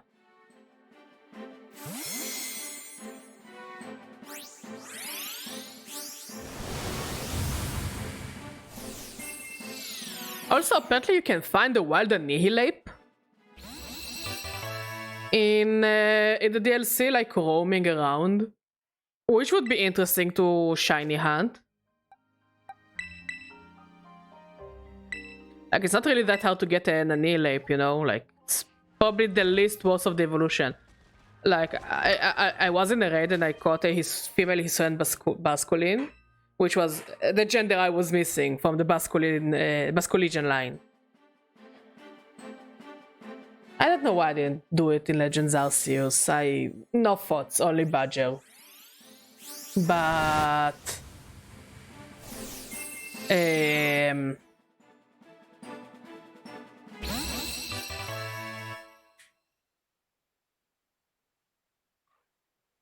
yeah, I hope they would change the evolution method to make it a bit more convenient to do, because it was already annoying in Legends Arceus to get those Pokemon to evolve. Like, oh yeah, use this move a number of times in this specific style and then your Pokemon can evolve.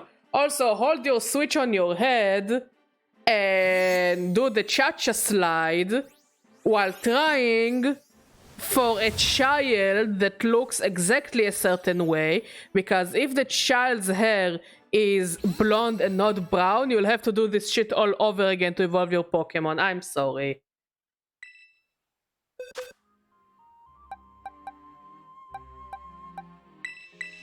Like, it's a very, very, very, very, very convoluted way to evolve some of those Pokemon in Legends Arceus.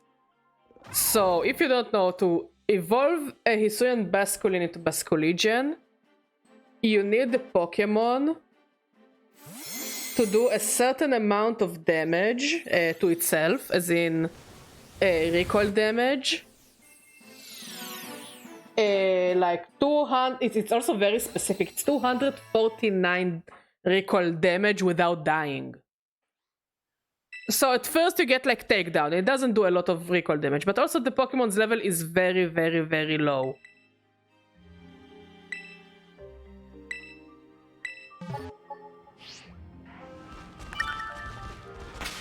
I don't know what this Hoppip is.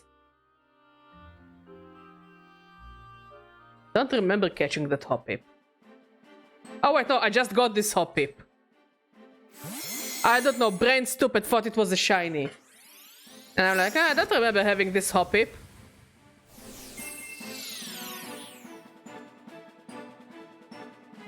Whoopsie! Anyways, as I was saying, you need to get 249 recoil damage. Now the Pokemon you catch, it was a 3-star raid. So the Pokemon's level was already kinda low to begin with. And the only recoil damage it knew is takedown. So it doesn't do a lot of recoil damage. And it also doesn't do a lot of damage at all. And it was so hard for it to not get killed because of how weak it was. So yeah, it was exhausting, and it was just exhausting to deal with. Until it leveled up and learned Wave Crush. And of course it died the punch because it was dirt weak. It was very, very weak.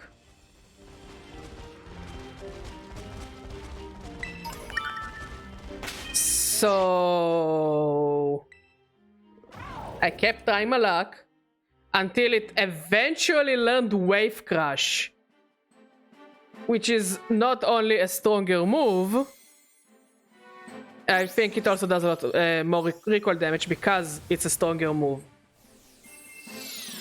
So I don't know, I think it took me like an hour to evolve this Pokemon. And it wasn't a fun experience, not recommended to anyone.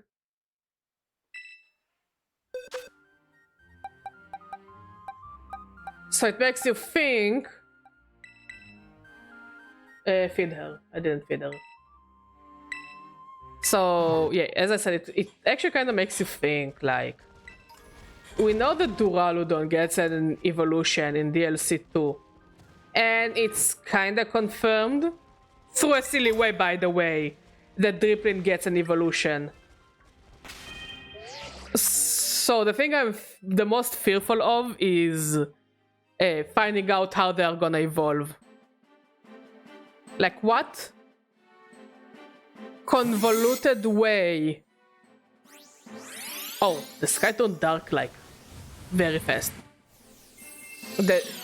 What convoluted way? What stupid thing will I have to do to evolve that Pokemon?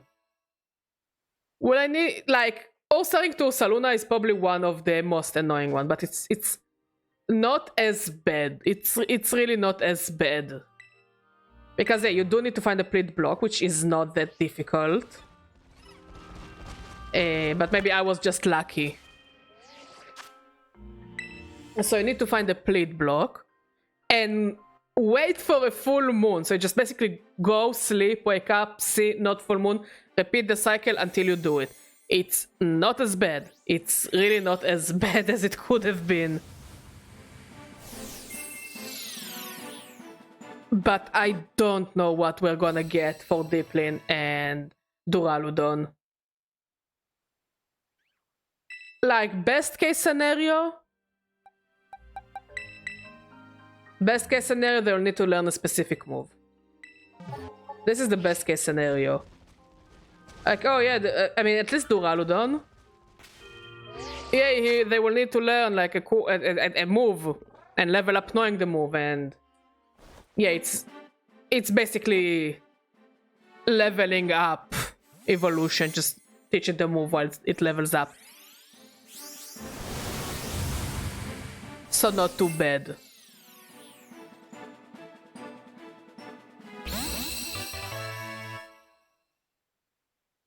But Deepling is the one that truly worries me, because Deepling, how do we know it evolves? Apparently, even though it doesn't have the evolution in the DLC,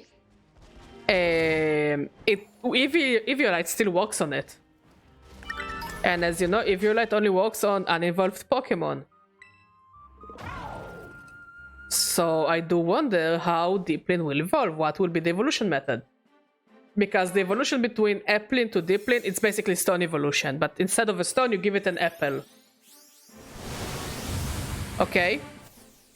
Now, it could go the Porygon route, which Porygon evolves by trading with an item twice, you know? Once to Porygon 2, and the second time for Porygon Z. Okay? Not as bad, but hopefully not trade evolution necessary. It could be level up evolution, but damn, it would be like waiting until winter for a level up evolution. It could be leveling up knowing a move, but it feels a bit like it feels not kind of fitting for it to be like a move evolution, because it already has a signature move, which is the Syrup Bomb. Oh, lovely. Does it at least hold a cool item? No, not bad. Do you at least have a cool item? Ability patch. Okay. I'm not complaining about an ability patch. But I'm not gonna trade it away. I'm not gonna trade it away, I'm just gonna throw it.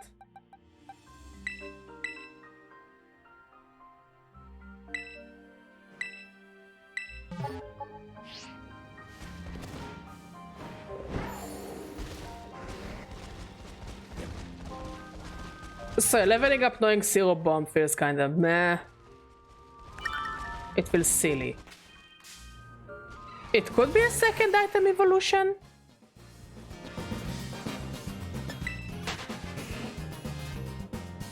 Like Porygon. Like, it's not intrusive, but the catch with leveling up with items is you could miss on moves. You know? Like, you could miss out on some level up moves. Unless it will automatically know all the level up moves it will need to know upon evolution. If, like, let's say there's gonna be a raid event and people would like to bring Deepling, because it would be really good for the raid event. So people will automatically, and understandably so, level up those fuckers to level 100.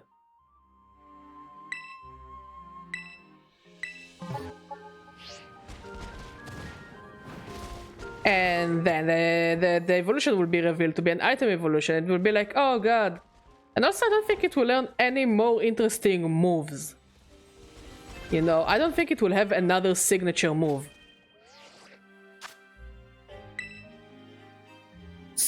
And doing a level up evolution after an item evolution is kinda meh. So maybe the only one I have is either use a move a bunch of times, which again kinda silly since the DLC will come out in the fucking winter, so you know, it's kinda why? It feels kinda meh.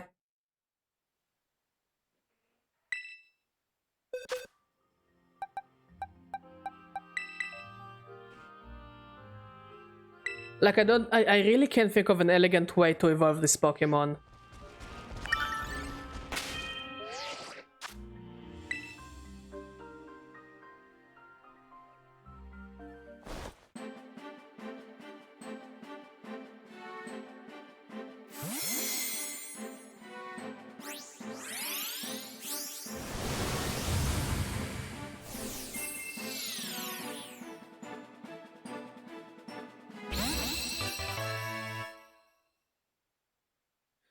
Like, okay. I have another one. Okay, you know how to evolve Mantike to a Mantine? You need to have a Remoraid in your party. Or to evolve Shelmet and Carablast, you need to trade them with one another, you know? So, according to hints, okay, by the Riddler, and this is a bit of spoiler talk, but again, it's all Riddlers and it's all alleged. The Deeplin's evolution might be inspired by that symbol, by that symbol of the rod and the two snakes. Okay, so it means pretty much there will be two snakes, two dragons coming out of the apple, I guess. So what I think is maybe you need to have two Deeplins in your party, or the more annoying one, especially for shiny. I think both versions of this evolution is annoying for shiny hunters. Is either have another Deeplin or an Applin, or have all three, Applin, Appletoon, and like have all the Pokemon line in your party. Something feels wrong about this Meowth. Something feels very off about him. Oh well. You fed her, right?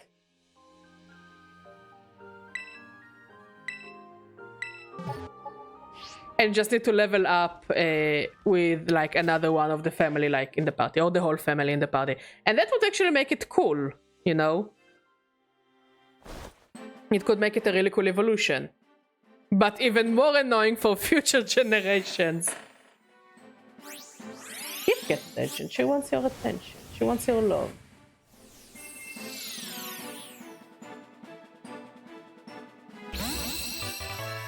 Girafareg.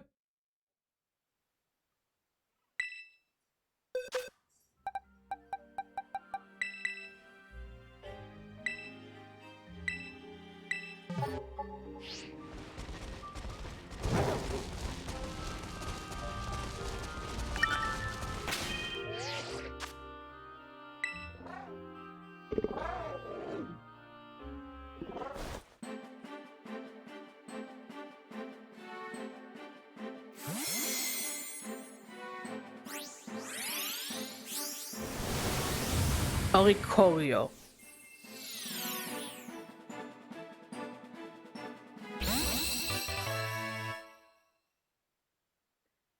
But there's another thing, like Deeplin already has like two dragons living in it. It's like the two wolves. Two wolves are living inside you. One is gay, the other one is also gay, you're gay. So Deeplin already has two dragons living inside the apple.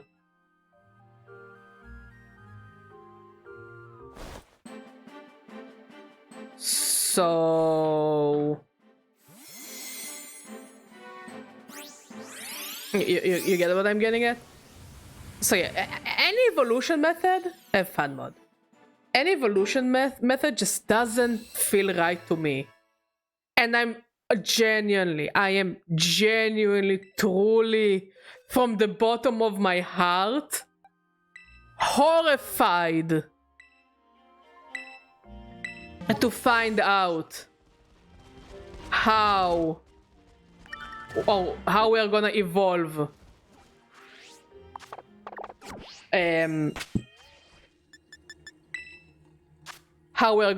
Deeplin. But it's also kind of funny that the Eviolite works on it already.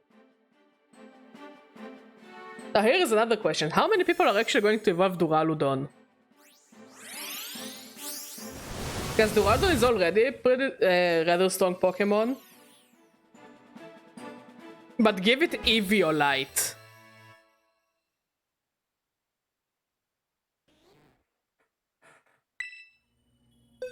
So yeah, how many people will actually evolve it? Instead of just being like, nah. Yeah, it has an evolution, but who gives a shit? Eviolite, you know? But first, let me Eviolite.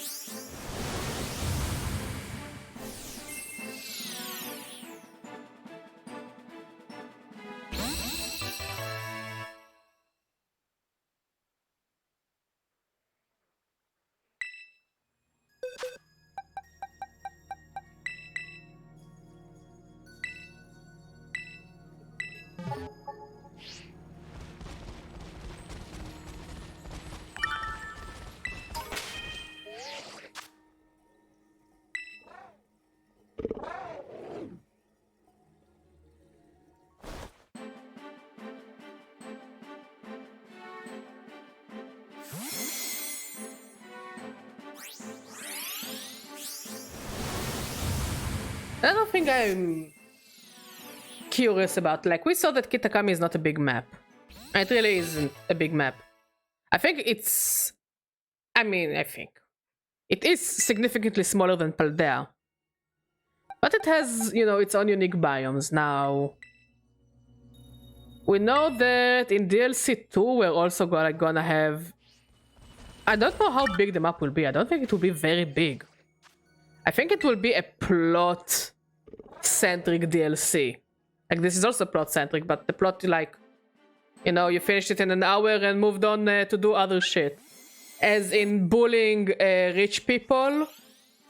And helping goth girlfriends. And shiny hunting. A lot of shiny hunting.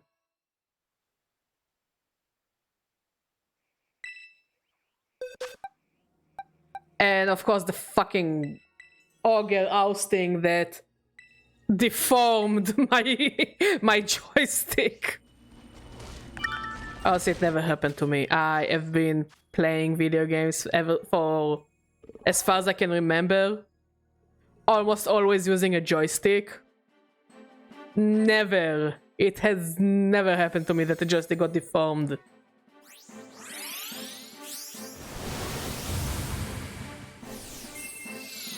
And when I was a kid, I used to play mostly racing games. I used to love racing and fighting games. Like, I started playing the F-099, it's really fun. It's hard as balls. I don't know if it's hard. First of all, it's hard, but I'm also most likely rusty. Okay, we have like 3 boxes left. Let's see how many we can actually finish. And if we don't finish today, we will keep it for DLC 2.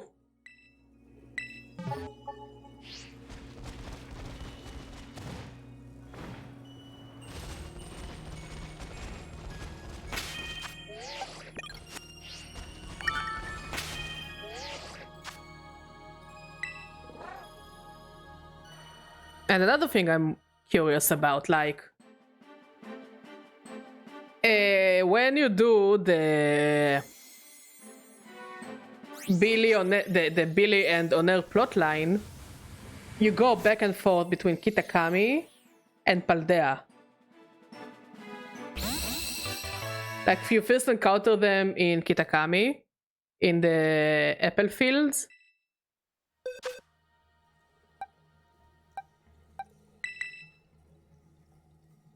And then you just kinda walk around Paldea, and then you come back to Kitakami, and then back to Paldea, and you just follow them around. So I wonder if in the second DLC, we will come back to Kitakami. Like, we know we'll come back to Area 0 in Paldea, for sure. Oh, and we got a Quaxley. There, we got a Trinity.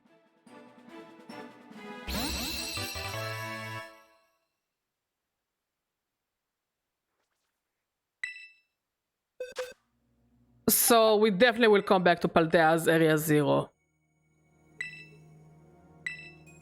But I wonder if we'll return to Kitakami because of this. You know, because of this pool.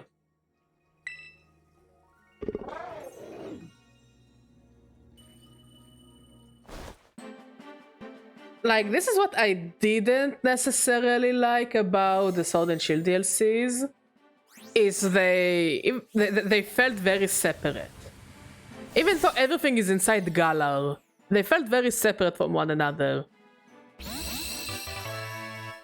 Like, yeah, in the end of the second DLC, you did have to come back to the league to do the All-Star League thingamajig plot. Which was cute, don't get me wrong, it was very cute, I enjoyed it. That, you know, everyone comes back together for like one more big battle. I liked it, it was cool. It was really cool.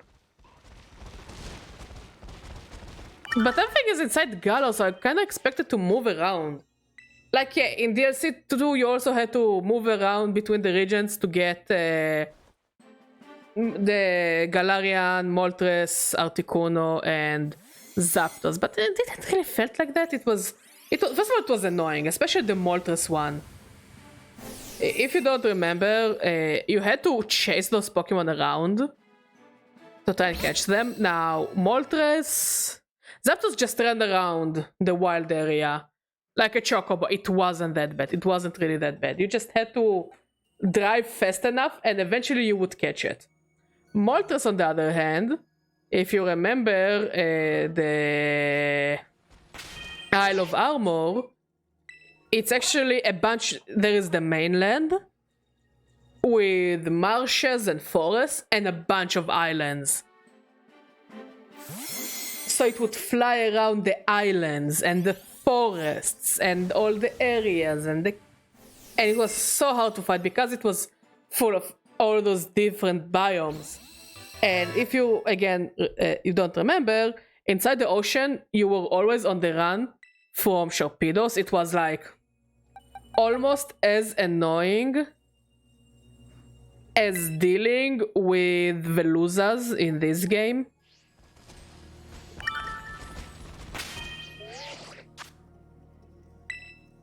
Because if you remember, I hate the Veluzas. Shiny hunting in waters is like my worst nightmare because of the Veluzas. So yeah, imagine you're running after a roaming legendary Pokemon that flies around and a shit ton of sharks trying to eat your ass. Yeah, it wasn't fun.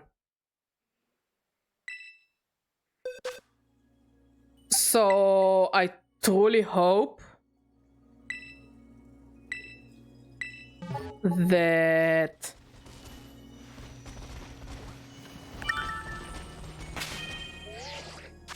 in DLC 2 we'll actually go back and forth between the regions.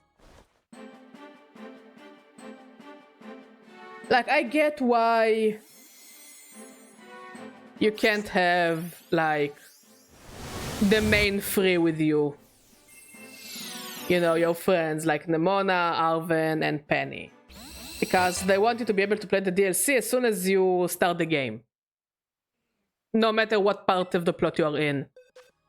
Technically, you can start the DLCs before you start the gym challenge.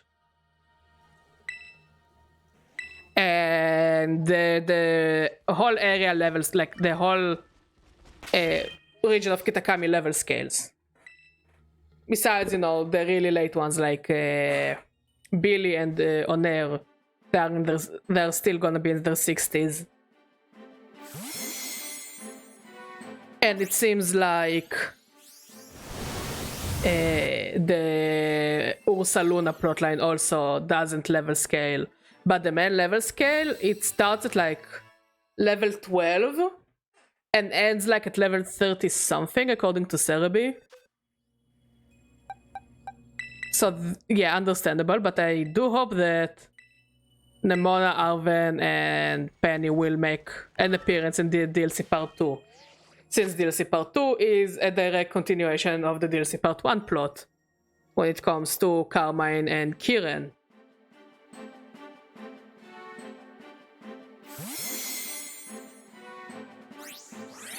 But at the end of the day, this stream is just me rambling around. I was kinda hoping to find a shiny Pokemon by now. A rock!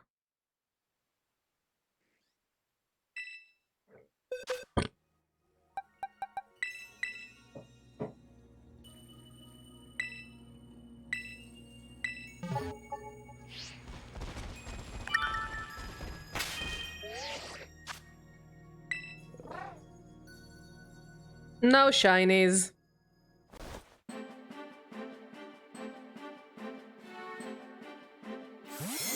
But I got a bunch of new shinies.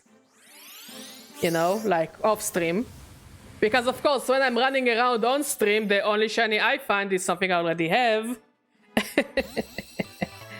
Imagine how cool it would have been if I found a shiny on stream. Like a new shiny. Like that one time when I was complaining about the game lacking shiny sounds. And like a second after that, I found a shiny Go-Goat. Skiddo. Actually, today I was doing the Billy and Oner plotline. I think it was today. Yeah, it was today. And I just found a random shiny Go-Goat. Like, I don't know what I caught more. Shiny Howluchas or shiny Go-Goats.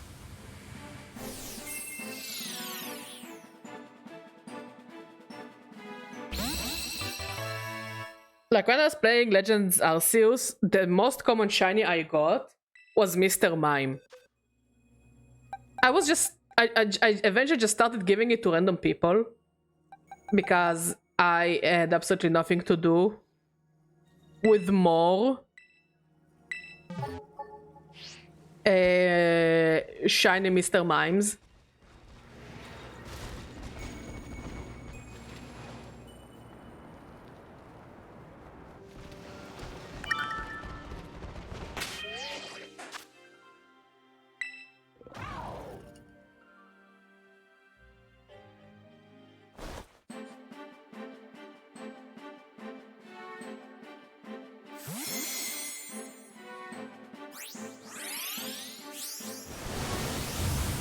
Ooh, Zoroark. Okay, that's a unique one. That's a very unique one.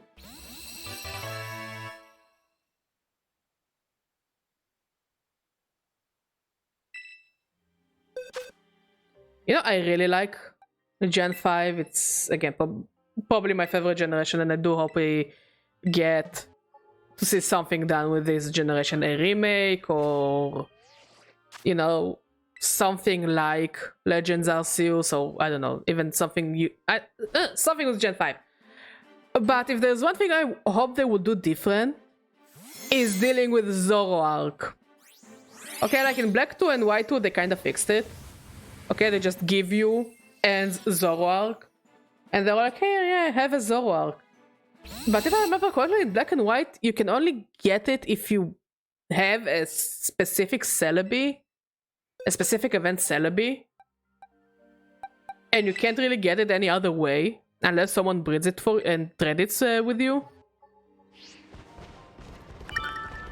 And I'm just saying it's a dick move because it's not even a mythical. It's like saying, oh yeah, you can't get a Lucario. Because fuck you, that's why. And it's a shame because I really, really like Zoro and Zoroark.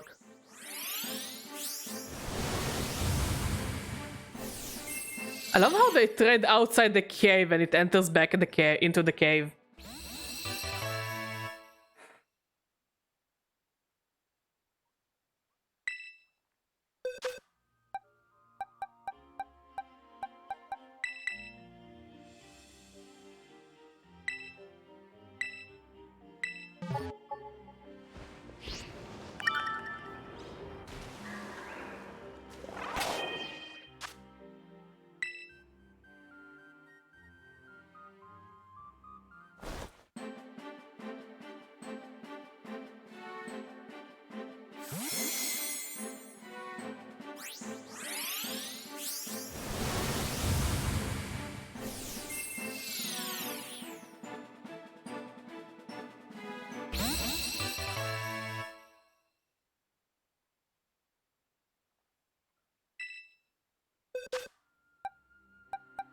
Neubat.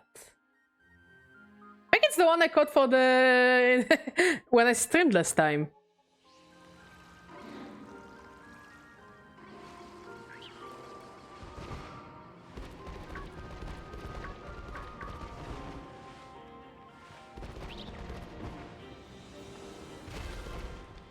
Yes, of course I know.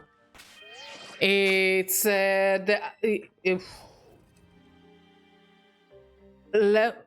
last time I listened to them, I think I was in high school. They are more on the screamo kind of metal music. They're not bad.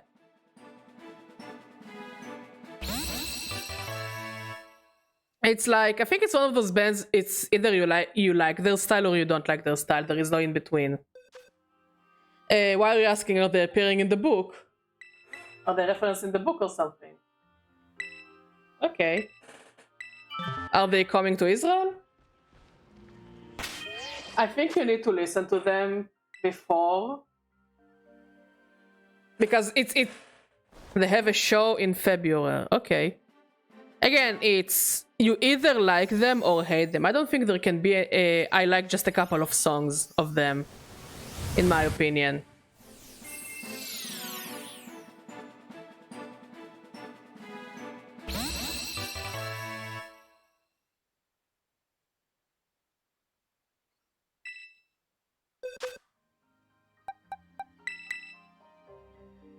I don't think even though I don't think I have listened to them ever since I was a teenager.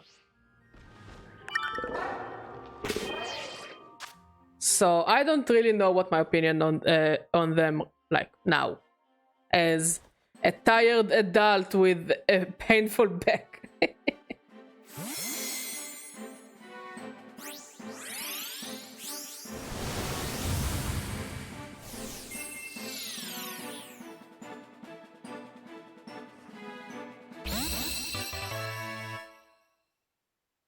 Another Zoroark, interesting.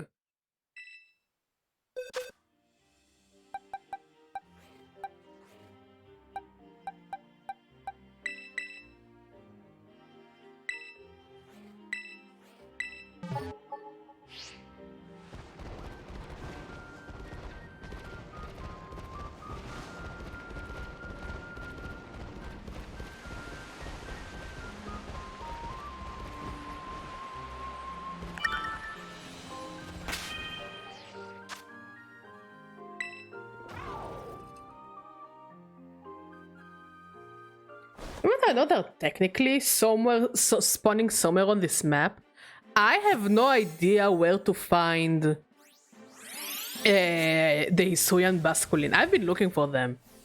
The only place I found them is in a raid. And it was actually the first time I did.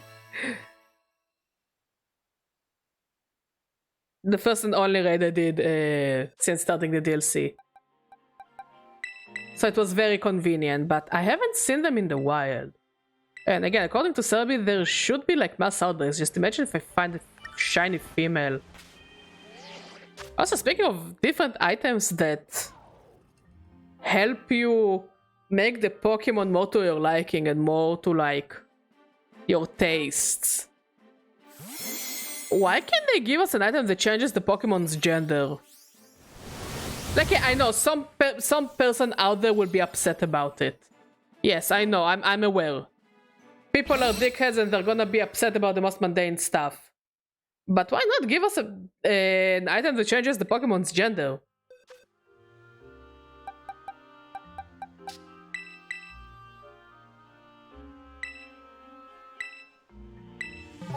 Like it will solve the combi issue, I guess. Yeah, but then it makes the combi thing a bit redundant. And the Salandit thing. But like, imagine you catch a shiny Ralts. Ah yes, my favorite evolution. Gender dysphorion. No, it's not what I had in mind at all.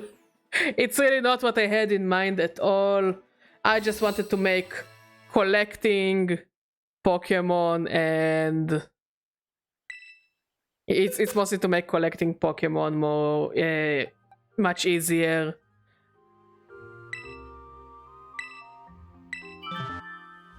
So bite her back. For once, we should bite her back. See how she reacts to that. But like, imagine you get like this really cool Ralts.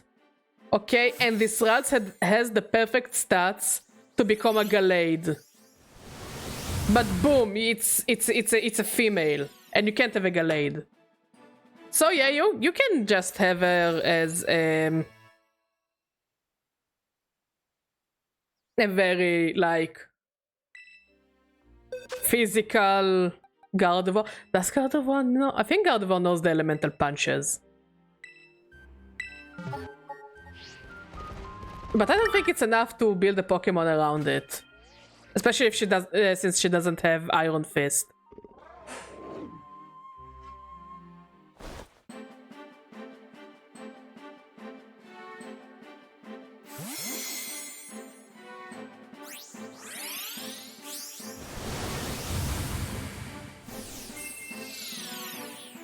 But like, you don't remember how many shiny combis and shiny Salandits I caught until I found the female one?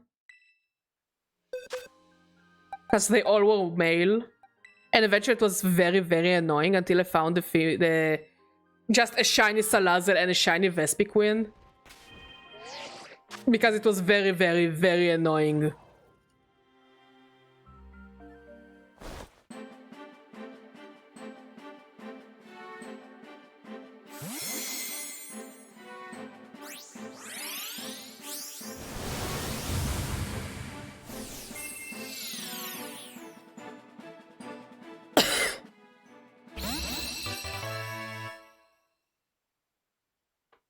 And I mean, besides, like... Wait, no, now that I think about it, Pokemon gender is a bit on the important side, you know, for breeding and such. But like... I don't know, I think it could be cool. You know, I was thinking about it the other day, like... After I got my... Gajillions shiny combi while hunting for the shiny Smoliv. Like, that could be cool to have like an item that you can give your Pokemon only once. Okay, only once. And it's for certain Pokemon. Okay. I guess, I don't know. It is just not to make it broken, I guess, but even then, you know, fuck it. Have female Gallades, who gives a shit? You know? Have your female Gallades and male Frostlass. But like, imagine how many Vespiquens I could have had.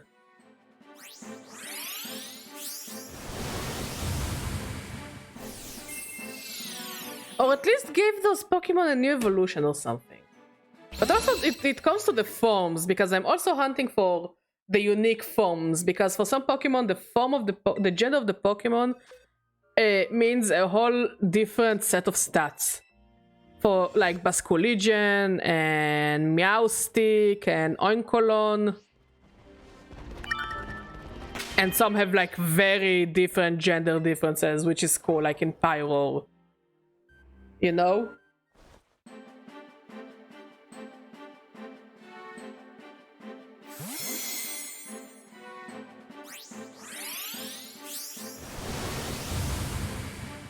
So I think it could be cool to have an item that does it. I mean, the Pokemon the Pokemon World's healthcare is already amazing. Like, think about it. There is a distribution of free Pokemon to children to make them go out and participate in the economy and in the world of science. Because some of the discoveries of those children help with, you know, the scientific research of the different professors, and apparently, according to Jack, there is a company who deals with Pokemon, with archiving Pokemon entries that gives certificates for people who finish the Pokédexes. Oh, I think I caught this Drifloon today, actually. Right before the stream.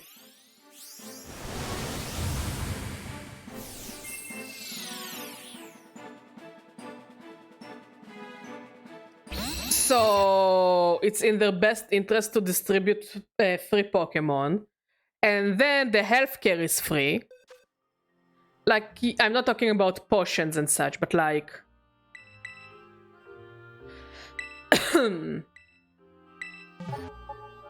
not potions, but like... you can go to a Pokemon Center for an infinite amount of times. Okay. Nobody's gonna stop you. And your Pokemon are get healed and revived for free in a matter of seconds. The free healthcare is so good you don't even have a wait list for, I don't know, organ transplant. They just press a button and your badly, mortally injured Pokemon is alive again. And fine and well and happy.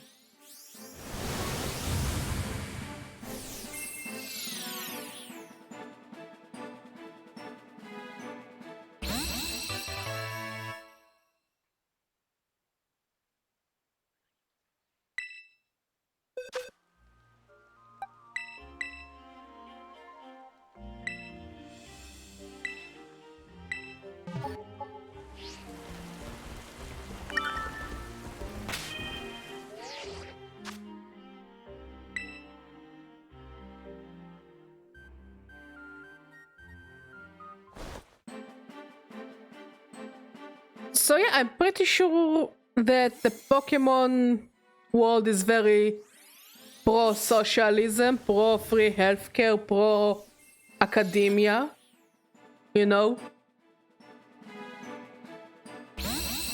Like, look at the big capitalists in the Pokemon community, Pokemon world.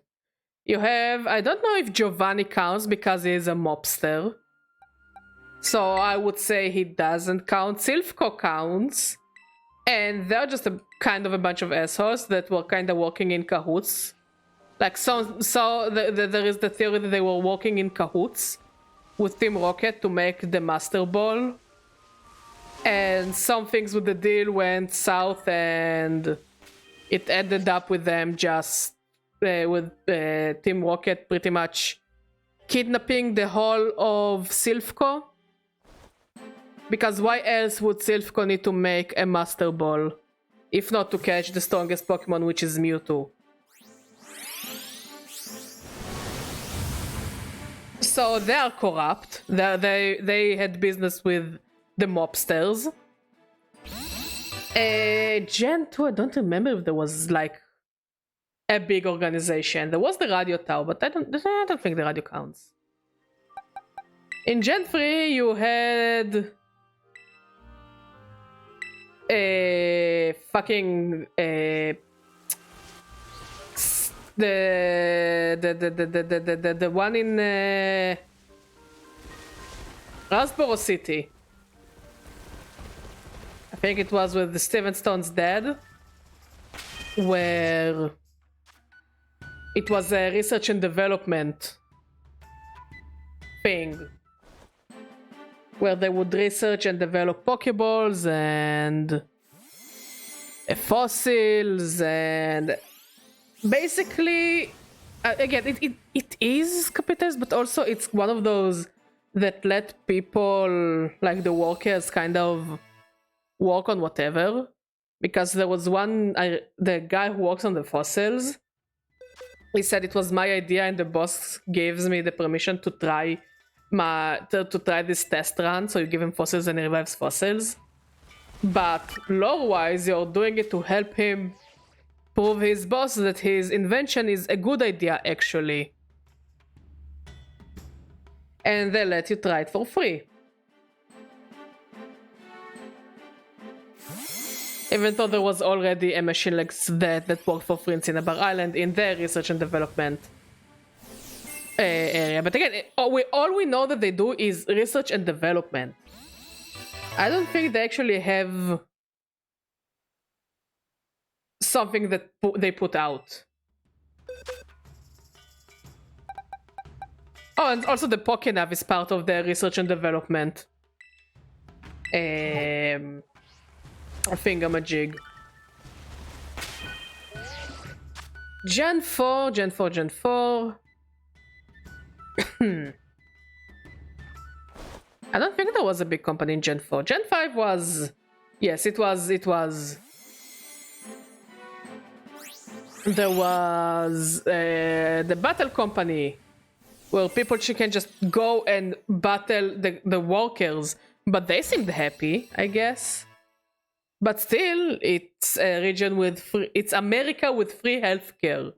No, like imagine Unova is if America had free healthcare. And still putting academia above else, since you still get free Pokemon.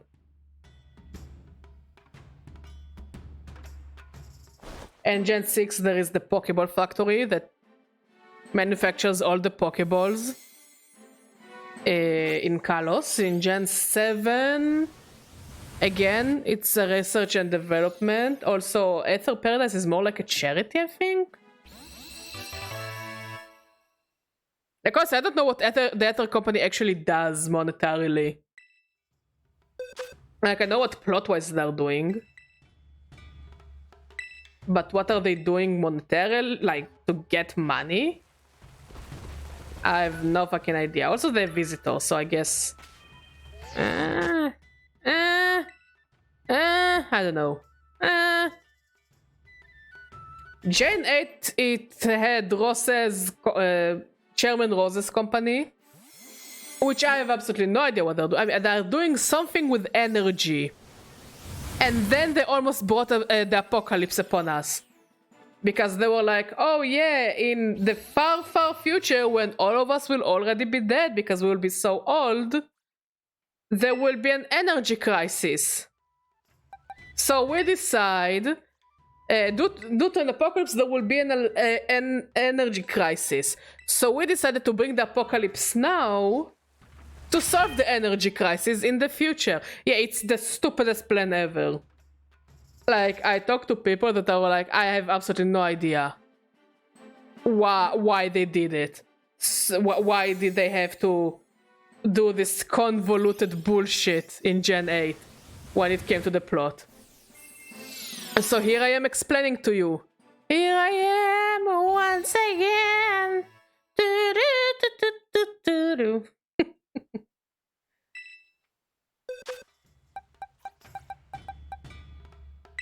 So as I was saying, what the Big Bad wanted in Gen 8 is to be an idiot. So pretty much Rose has an big ass energy company that makes energy for the rest of the Gala region. And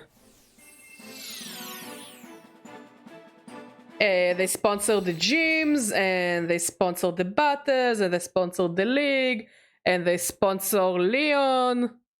Basically, they hold the whole region by the balls because they make the energy. They make shit run. Okay, okay. So far, so good. And then...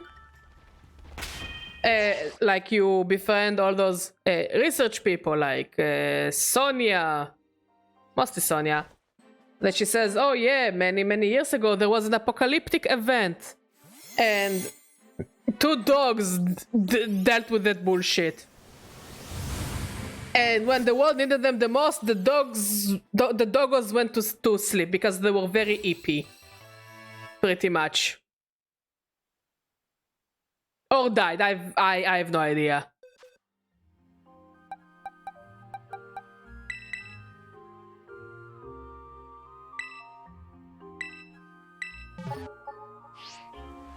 So, yeah. And then... Rose decided to see when there will be an energy crisis. And his calculation said that the energy crisis will be in the far, far future. Now, yes, the energy crisis should be solved. Not by doing an apocalypse, by the way. This is not how you solve shit. You don't solve shit by doing an apocalypse. You solve this shit by doing environmentalism. Environmentalism, and you make global warming not happen. First of all. Second of all, you move to better resources of energy. So, but Rose is a disgusting capitalist, so he doesn't give a shit about better sources of energy because he wants his great grandkids to have money. What do you want for dinner if you want dinner? I'm hungry, not gonna lie. What do I want for dinner? I don't know. Like, we ate a lot of meat today and we ate sandwiches. So I don't mind eating like something really light. Like, I don't even mind eating fucking cereal for dinner. You know? Breakfast for dinner. I really don't mind. No need to like start cooking and such.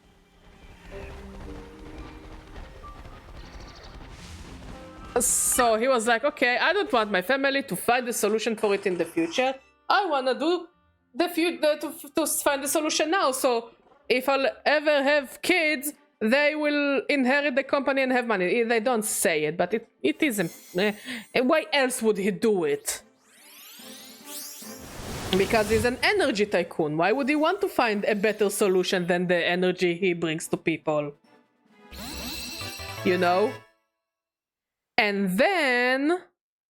So this is why he decided to do an apocalypse.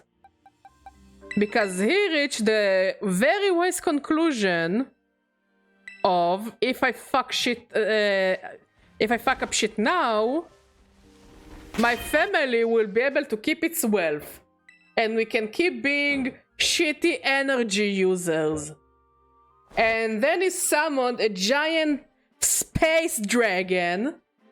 I'm not kidding, this is literally the plot to Gen 8. If you skip Gen 8, they summon a space snake dragon to deal with the energy crisis, to use the power of this thing to have enough energy for generations to come, which, yes, I too think it's stupid.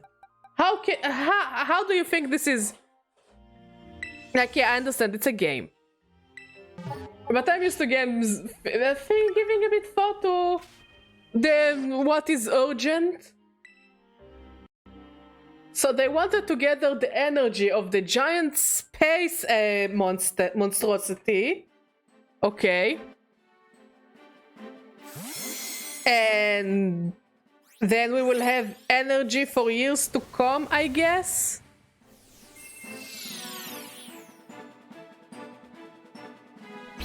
By the way, do we have enough milk for tomorrow?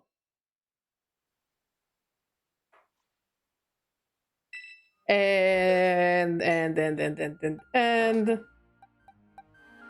thank you. And then after you beat the shit out of him, he goes to jail because, dude, is your capitalist mind that stupid that you bought the apocalypse instead of finding a better solution for an energy crisis that won't affect us until the next, like, hundreds of years. Like, in the very far future.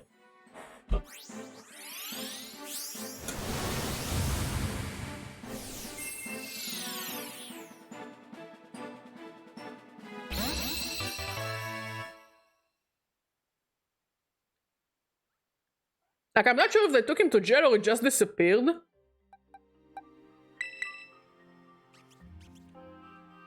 Because this man is stinking rich, so I don't think they can put him to jail. He has too much money to be put in jail.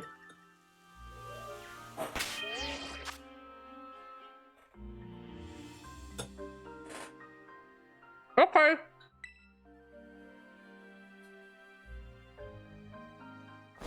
I mean, worst case scenario, we can maybe ask your brother to pick up a bottle of milk on the way. Or even pick up on the way when you pick up your sister?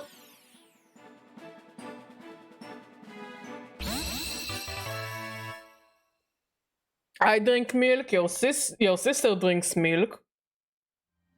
Your mom drinks Nescafe with milk.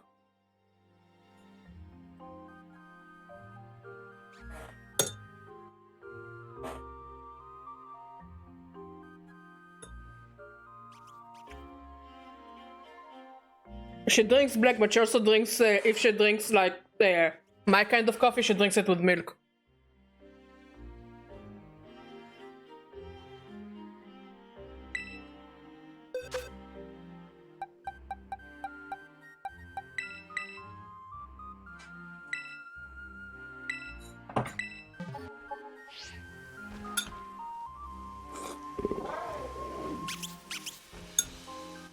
So yeah, the Gen 8 villain is very bad.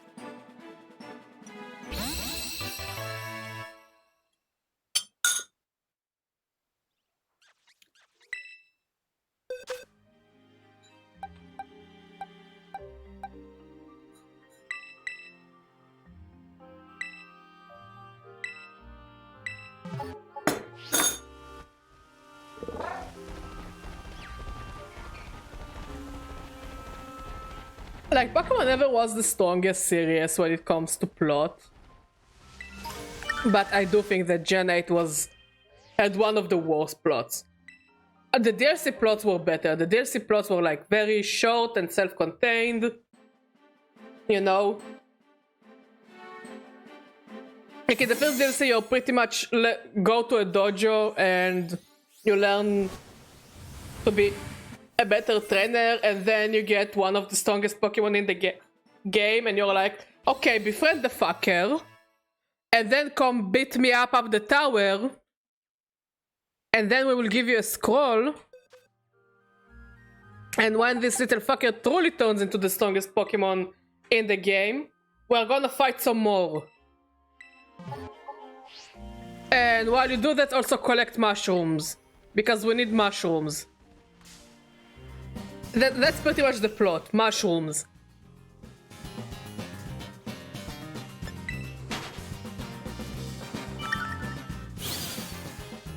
And in DLC 2, you're all like, oh my god, you're Rose's brother. Because, yeah, we meet Rose's brother. And he's like, yeah, I'm Rose's brother. And apparently was a, hey, Walter, how you doing?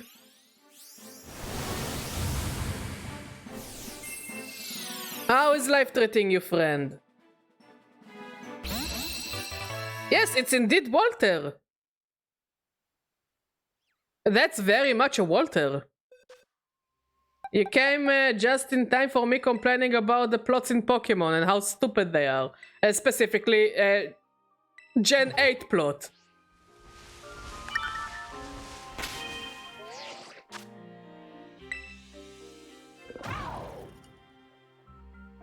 While I'm wonder trading like shit ton of shinies.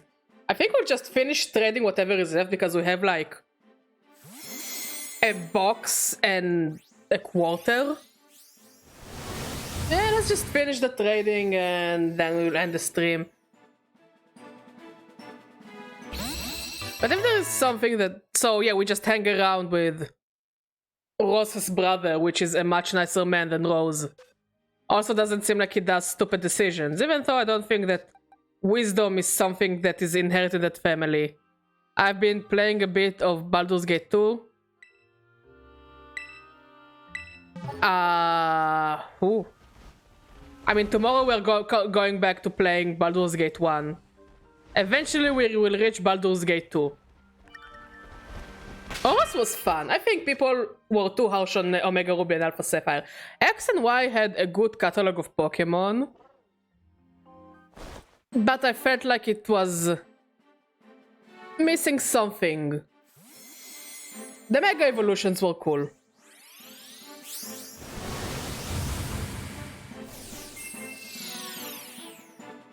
But yeah, Omega Ruby and Alpha Sapphire, people were too harsh. Here's the thing, I genuinely enjoy Scarlet and Violet.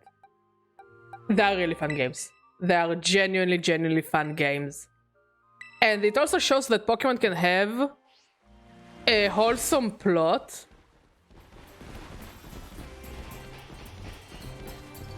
without like those big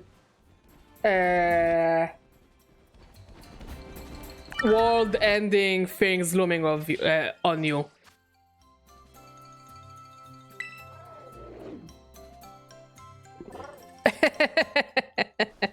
That's cool.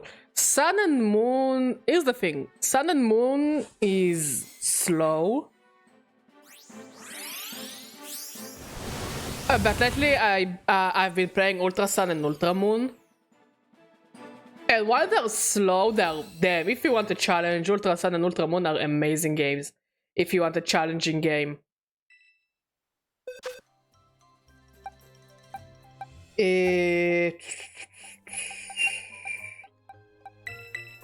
And Gen 2 is... I really like Gen 2. Hard Gold and Soul Silver are some of my favorite games, but I think Gen 5 is my favorite. Just because the game, the plot was so good, like... I was crying in the end of that game. But I think Gen 9 is a very solid generation. Like, the Pokemon designs are pretty cool.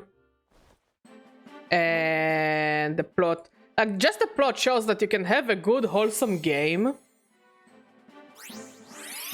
Just that, you can have a good and wholesome game. I pick whatever starter vibes with me. Especially if the starter looks amazingly stupid. Yes, I will pick that starter. Like, I don't have a go-to type.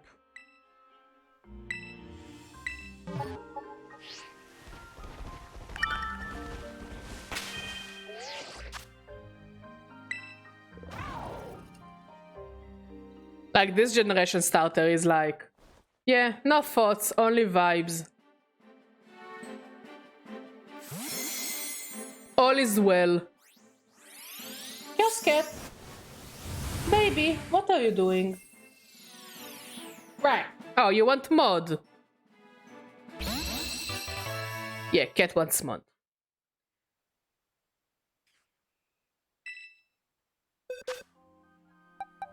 So the other day I used like Pokemon Sword again because I wanted to check something. Because I had a Pokemon that I lost in whatever game and I couldn't find it. And damn, I don't think I can replay Pokemon Sword and Shield. Mod, the cat demands something of you. What happened, cat?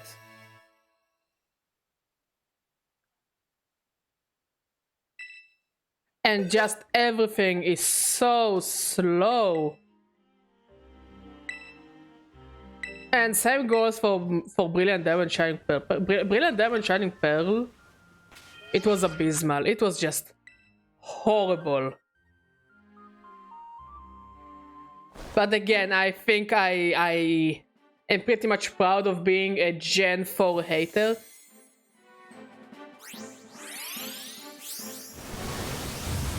Like, yes, I know. Gen 4 is a generation that is loved by many people. And good for you if you like Generation 4. Flambino. That's a cute name, actually. Okay, the final box.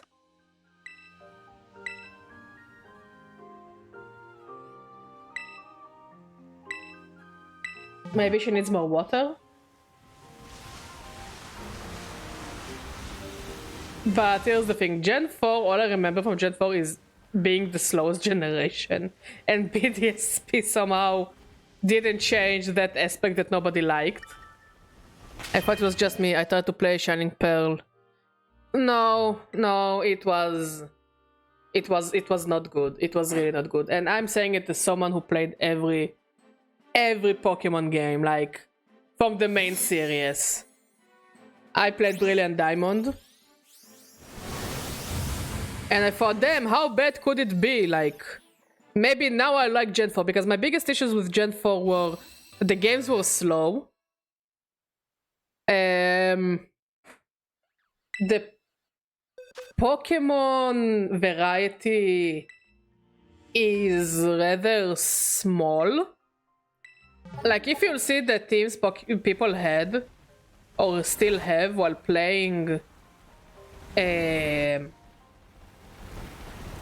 Gen 4 Pokemon games, it's pretty much the same teams. It's mostly because the variety and the distribution of Pokemon is very poorly done. Now, what they did well is adding the underground, as in the ability to catch Pokemon underground, and then you have more variety. Okay? But if we go back to the original games, there wasn't much of a variety, and I'm not gonna go back on the meme that Gen 4 didn't have fire Pokemon, okay? It's not like you needed fire Pokemon. The underground was great. Actually, the underground in BDSP was its only redeeming factor. And I genuinely hope we will get something similar in the future.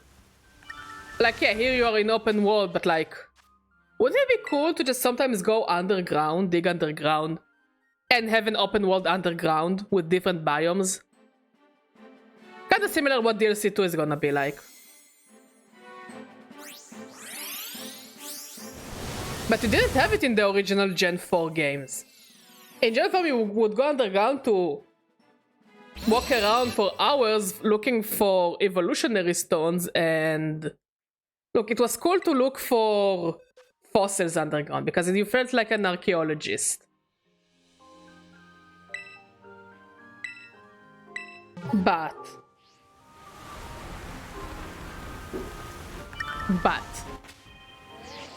I would assume that we should always have ground, underground, water, underwater. I totally agree with you. I really agree with you. This again, what I like about Scarlet and Violet, it does feel like they're taking advantage of the biomes. And I'm glad that it's an open world game. Like, you look for ice type Pokemon, well, you will go to the ice biome. Genius, you know? And you don't need to wait for late game to do so. Like, yeah, those Pokemon will be higher level, but they're still accessible.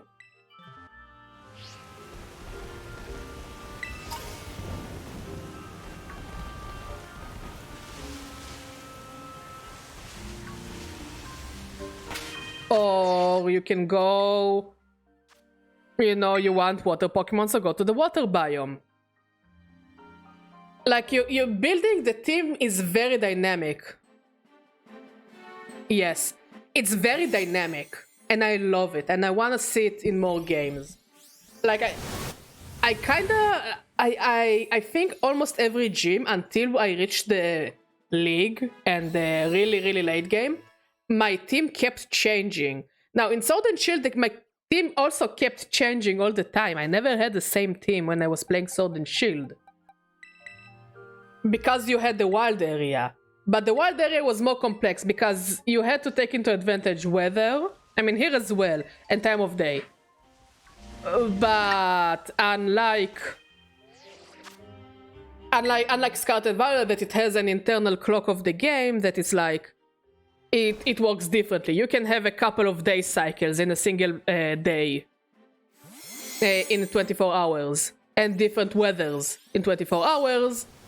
In the Sword and Shield, you would have the real time you had, which, look, on the DS it was cool, okay? On the DS it was cool because as a kid you would take your DS and, you know, you go camping with your family, or you go on a field trip, or you go to school, and you get your few minutes, and it's a small console. But even though the Switch is a portable console, it's bigger, it's not as fun, it's difficult, and you have to wait to get that one Pokemon you want. You know?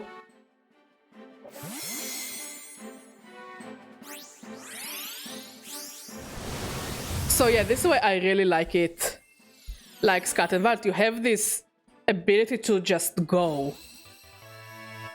And there are people that do the Professor Oak challenge, which basically says you try to finish the Pokédex as much as possible before every gym.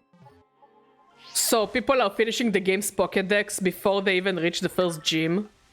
And I love it for them. Yes, it makes the gyms much easier, but who gives a shit? I love it for them. Have fun, slay, you know?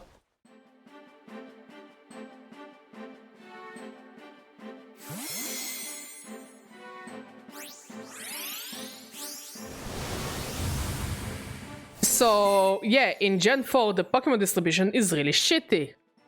I love the Game Boy Advance SP, big things to hold can be difficult since I have poor circulation. It's a little thing, but handled weight matters for me. Honestly, same, I have very small hands. Like, I really have very small hands. And they get tired very easily. So... this one I still play on the 3DS, you know? Like, yeah, I do play on the bigger 3DS because I don't see very well.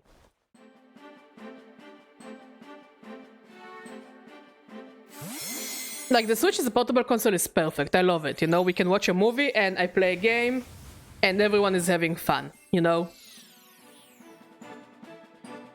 So yeah, Gen 4 had like a very shitty Pokemon distribution system. I don't know what went through their mind. But pretty much everyone ended up with a starter Pokemon, which would usually be Infernape. Staraptor, Luxray, Floatzel, Roserade, Lucario, Gyarados. You know, if you didn't pick the fire starter, so you'll have your starter and a Rapidash. And that's pretty much it.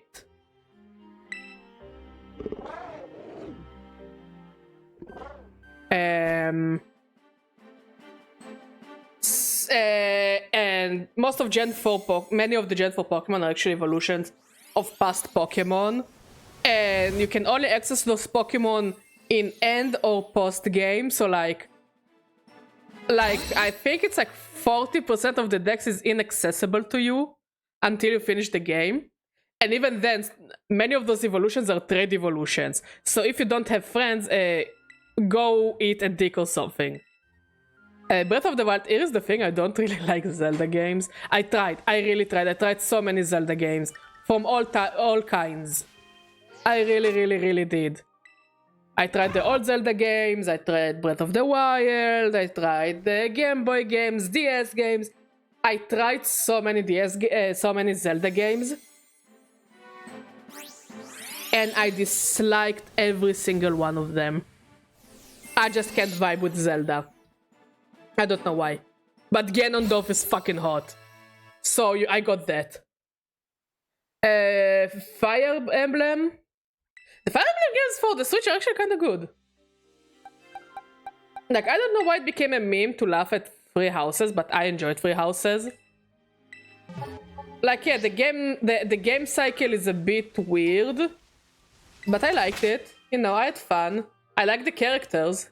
I like the overall plot.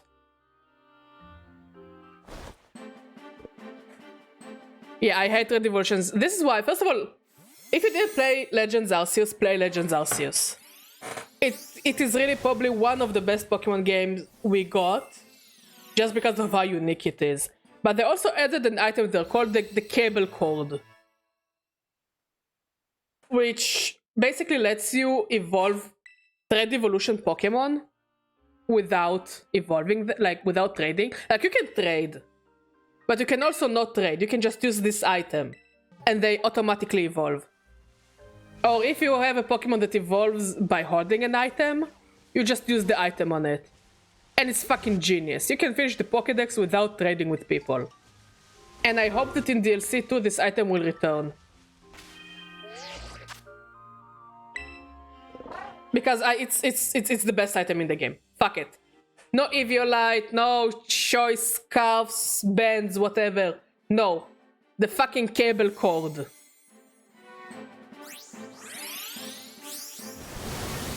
No, I'm really having a hard time vibing with Zelda. I don't know what. I genuinely tried to play for a few hours, you know?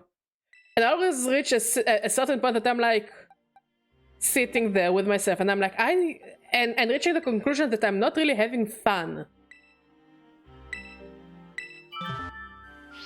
I love platformers. I'm actually really excited for all the Mario, not all the Mario games. Like, I know that I will play Super Mario Wonder because it looks psychedelic as shit. And it looks up my alley. The Mario RPG, Super Mario RPG, looks great. I would love to play it. And the Paper Mario remake also looks great. So I would love to try them. And maybe the Peach game, I don't know. Like, I saw the trailer when the Nintendo Direct was on Thursday.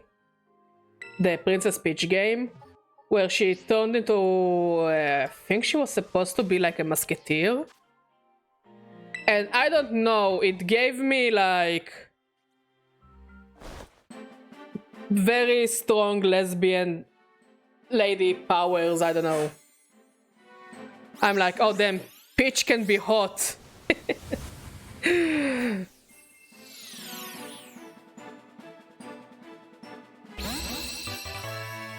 But I also love platformers like Crash Bandicoot, all those 90s platformers, I love them. Ratchet and Clank, Spyro. Like, I've been playing Tori for quite a while. If you don't know, it's like a very, very, very, very cheap game. You can... I think it costs less than $1. And you get a pretty cool platformer that is also kind of a horror game, but not really. And it's really, really cool. Like, I always, when I have like Nintendo, when you buy games on the Switch, you get coins that you can use to get like a discount. So the Tori games that are less than $1, I just use those coins and I get them for free. And they're so fun. They're such fun platformers. And also charming graphics. So I started playing Tori 2, which again, is fun. You're playing a chick with sunglasses.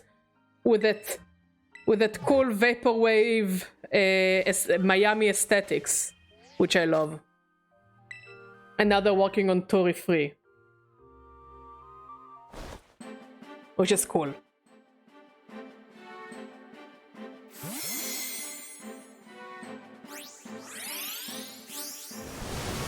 And I started getting into the F-Zero 99. And damn, this is hard. That game is hard, but fun. Like, I definitely like it more than Pac-Man 99, and I was good at Pac-Man 99. I think I always reached like at the top 20 after I started getting good at it. But I definitely enjoy F-Zero more than Pac-Man. Even though I suck balls, it's so beautiful! It's so beautiful! Like, I can't explain it, but it's so beautiful. And it's so fun. Who knows, maybe one day I will do an F-Zero dedicated stream. But you will have to deal with how shitty I am at that game. Cause really, I haven't played F-Zero since I was a kid.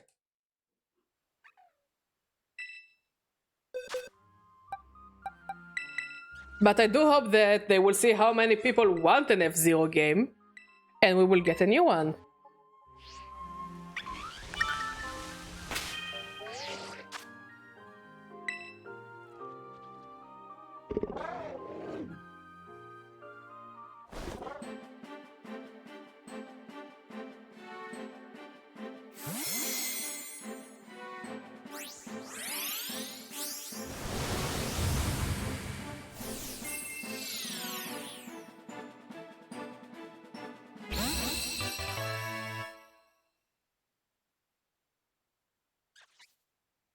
come on, we're almost done.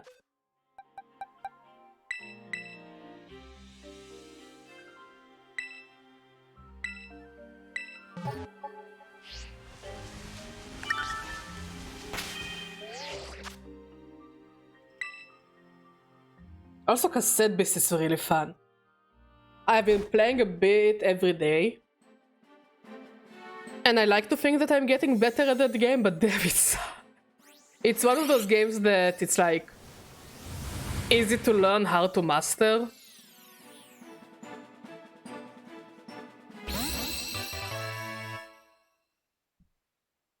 But I definitely recommend to people who like monster catching games. Also, I'm glad to see that there are more monster taming games. You know, besides Pokemon and, you know, Digimon.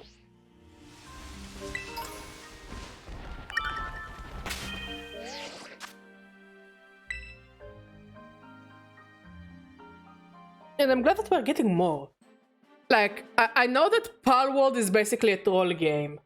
And I know that if we play Palworld, we're basically part of the partaking in the shitty joke that Palworld is. But I unironically want to try and play Palworld. If you don't know what Palworld is, it's... They took monster catching and added a Kalashnikov to it. Like, you can kill some of the monsters and eat them. You can do, like, factories and use the monsters you catch as workers in the factories. And you can use them as, like, living shields. And I know it's a troll game. I know it's a troll game. Like, some of their designs, they just outright took Pokemon designs, changed them a bit, and called it unique monsters. Like, they're just recolored Pokemon. Like, there is one monster that is just... that's just a Lucario. And a different monster that is like, well, that's just a Virizion. And that's just a... what else did I see? That's just a Lucario, that's just a Virizion, that's just a Tropius. That's just a Luxray. You know? That's just Pokemon. But with different colors and some ornaments to make them not too Pokemon. It's like Pokemon but if Wish.com. You know? It's like if Pokemon gave those Pokemon other evolution. And that evolution felt like a ripoff. And yet, I don't know what the census is in the monster taming community. Despite all of that bullshittery, and I know it's bullshittery, you don't need to tell me. I swear to God I know. I wanna play Palworld. I unironically wanna play Palworld. Yikes. Hopefully it has a good item.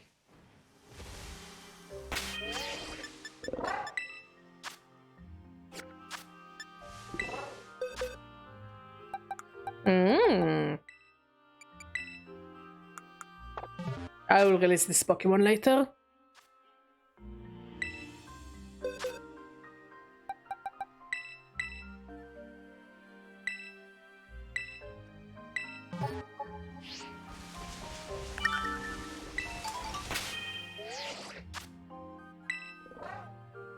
Like, it could be, and I'm fully expecting this game to be the shittiest experience I will ever have. Okay, I'm fully expecting for this game to be the shittiest experience with barely functioning controls, with ugly graphics, with frame rate drops, with like, I don't know, just the worst feeling thing I'll ever play, you know? That will overheat your computer and you're like, why? This game has absolutely no reason to overheat my computer. And yet, and fucking yet, I want to play this game.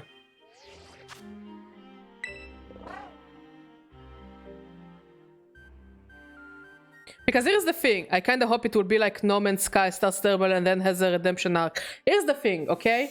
I don't think like that at all. No Man's Sky, it really started as a passion project, okay? And then it was kind of blown out of proportions, and I don't think the guys who worked on No Man's Sky knew how to deal with media, because I don't really think they had a media team, okay? I genuinely don't think they had a media team. And they made all those promises, and it just went all out of control. Because they promised to do so many things with so little time, and not wanting to delay the game too much. It's just a shitty thing after a shitty thing after shitty thing, and they didn't have a PR team to save their asses. Okay? So they couldn't keep any of the promises, not even the basic promises of the game. Okay? And that is why the game was shitty. And then the company disappeared, and I think it's just like a few of the team who stayed, including the main guy, I forgot his name, and they slowly and quietly started working on updates and updating the game. Slowly and slowly until the game is now very playable, and I really want to play it. I genuinely want to play No Man's Sky. Like, if me, from like 7 years ago, heard me today, she would have fucking got a heart attack. If she heard me say that I want to play No Man's Sky. But I really want to play No Man's Sky. It looks so much fun. And the guys really put a lot of heart around it. And I think they learned how to function with social media. Okay? Because they're not making any promises. And they only promise the things that are already almost done. Like, they learned how to deal with it. It's not like a AAA company that they have this super PR team that does all those things. You know, they're a small team. I don't know what the size of their current team is. I'm not gonna lie. I don't know what is the size of their current team. I don't know how many people left behind to work on this project. But when they already release trailers, it's for things that are almost ready to be released. No delays, no nothing. And just, you know, pure soul. Palworld! Okay, I follow Palworld on all social media I have. YouTube, TikTok, Twitter. I follow the development team with a magnifying glass, okay? They are my fucking research subject. Because... Okay? Where No Man's Sky was eventually... It was shitty because they couldn't keep any of their promises. And none of their promises were ridiculous. It was just pure hype. Okay, I will finish the stream as soon as I'll finish this point. But it was just pure hype. Because if somebody asked them something, they were like, yes. They just said yes on the spot without discussing it, without talking about it, without saying you know, anything else besides yes. You know, besides, like, they didn't have to say, yes, we will have it.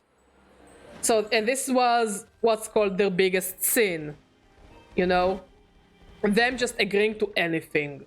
There were no rumors about this game because if you ask the guy, he would just say, yes, we will have it. Multiplayer, yes. Gajillion stars, yes. AI generated creatures because infinite stars, yes. Crafting, yes. Everything, yes, yes, yes. Customization, yes.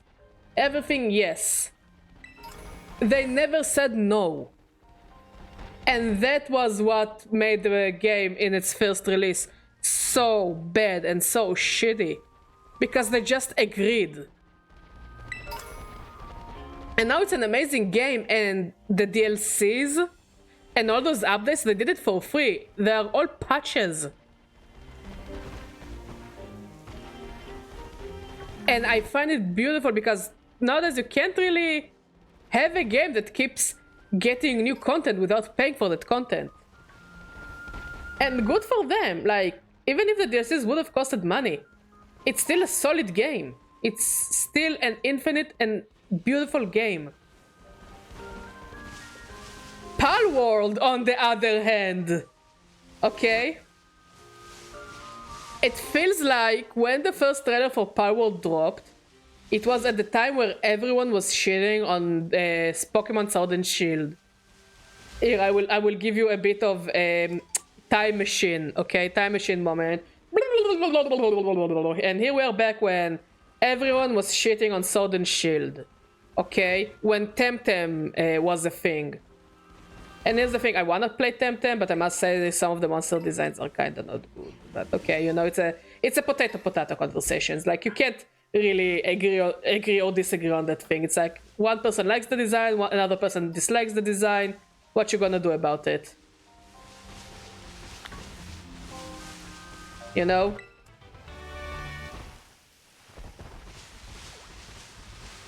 So, when Palworld was first announced, it was I don't clip the time machine sound effects. I'm sorry. Here is more sound effects. So yeah, when Palworld was announced, it was when everyone was fucking angry. It was angry isn't even the right word. People were furious. You're welcome. People were furious about Sword and Shield because the game was not good. It was not good. Like, let's say it. Let's put the plot aside. Okay. When it came to how the game looked, and how the game played, and how the game felt, I didn't realize it until I played Scarlet and Violet, and then I returned to Sword and Shield to look for that one missing Pokemon that I didn't remember where I put it. Okay? It was slow, it was junky, it was clunky. It just truly felt like an unfinished. The graphics were bad, the game ran like shit. Now, I'm not gonna have any conversations on Dexit. It was a matter of time. We already kinda had Dexit, by the way, in Ultra Sun and Ultra Moon. But it was a matter of time when something like Dexit would have happened. But, you know, adding to all those things and then promising new animations that weren't in the game, you know, everyone was fucking pissed at Game Freak and at Pokemon Sword and Shield. Okay? So this is just like a bit of background of the time. So when it came out, so when all the criticisms against Sword and Shield came out, a lot of people, there started a movement of people making their own Pokemon-esque games. If you remember, Temtem was one of the first ones, and many people called Temtem the Pokemon killer. I think Temtem themselves marketed themselves as Pokemon killer, and here's the thing why I have beef with, like, why I disagree with a lot of, like, monster taming games, you know? You can't market yourself as Pokemon killer because you'll never be a Pokemon killer. You could be better for competitive. You could be better graphically. You could be better for listening to your customers and giving them what they want, but you'll never be a Pokemon killer. And it's something like, there's nothing to do with it, you know? You can't really do anything. It's not bad or good. It just is. It's just a status. It's just like saying the sky is blue and the grass is green. It's gonna be a forever status. You can't be there will never be a game that will be a Pokemon killer. Even if a company like Sony or Xbox will have a monster catching game exclusive, and that monster catching game will be good with a competitive scene. It will never be a Pokemon killer. And again, I might be mistaken, but I do remember Temtem marketing themselves as the Pokemon killer or the next Pokemon game to replace Pokemon. And 4chan being 4chan, you know, I don't really need to tell you about 4chan. They also moved with it that, oh yeah, Temtem, it's gonna be a Pokemon killer. And I swear, it's going somewhere, okay? Wait.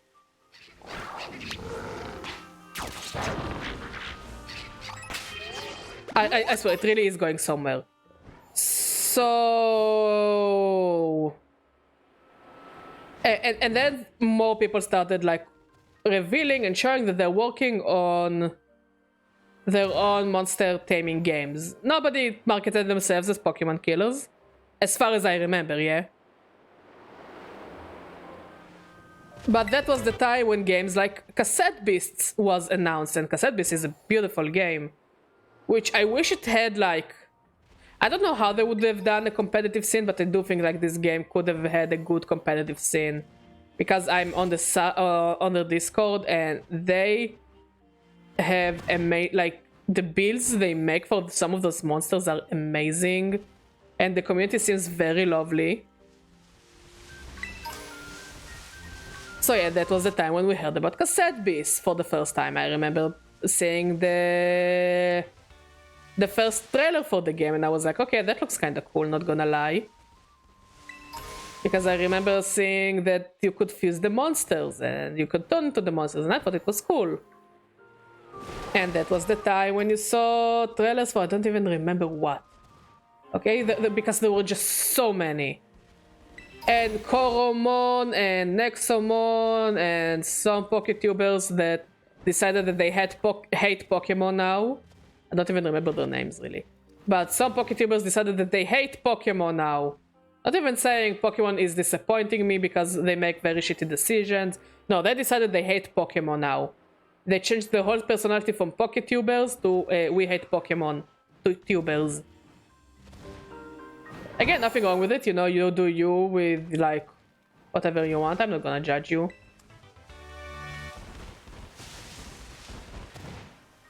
And among all those games and outrage and cacophony, and definitely it was a cacophony, it was, again, if you missed it, you missed pretty much the origin story to a lot of RPG games we get nowadays.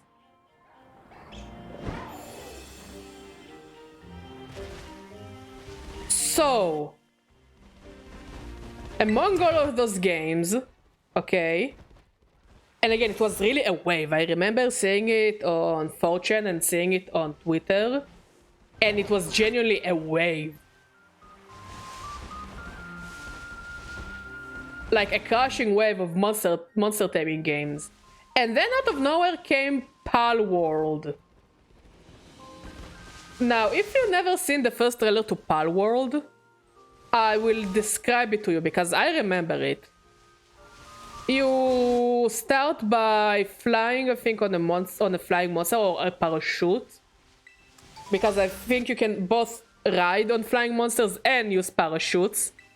And you drop into this beautiful world. And you befriend those monsters. And you can go to those cities and you can farm. And it looks very cute and wholesome.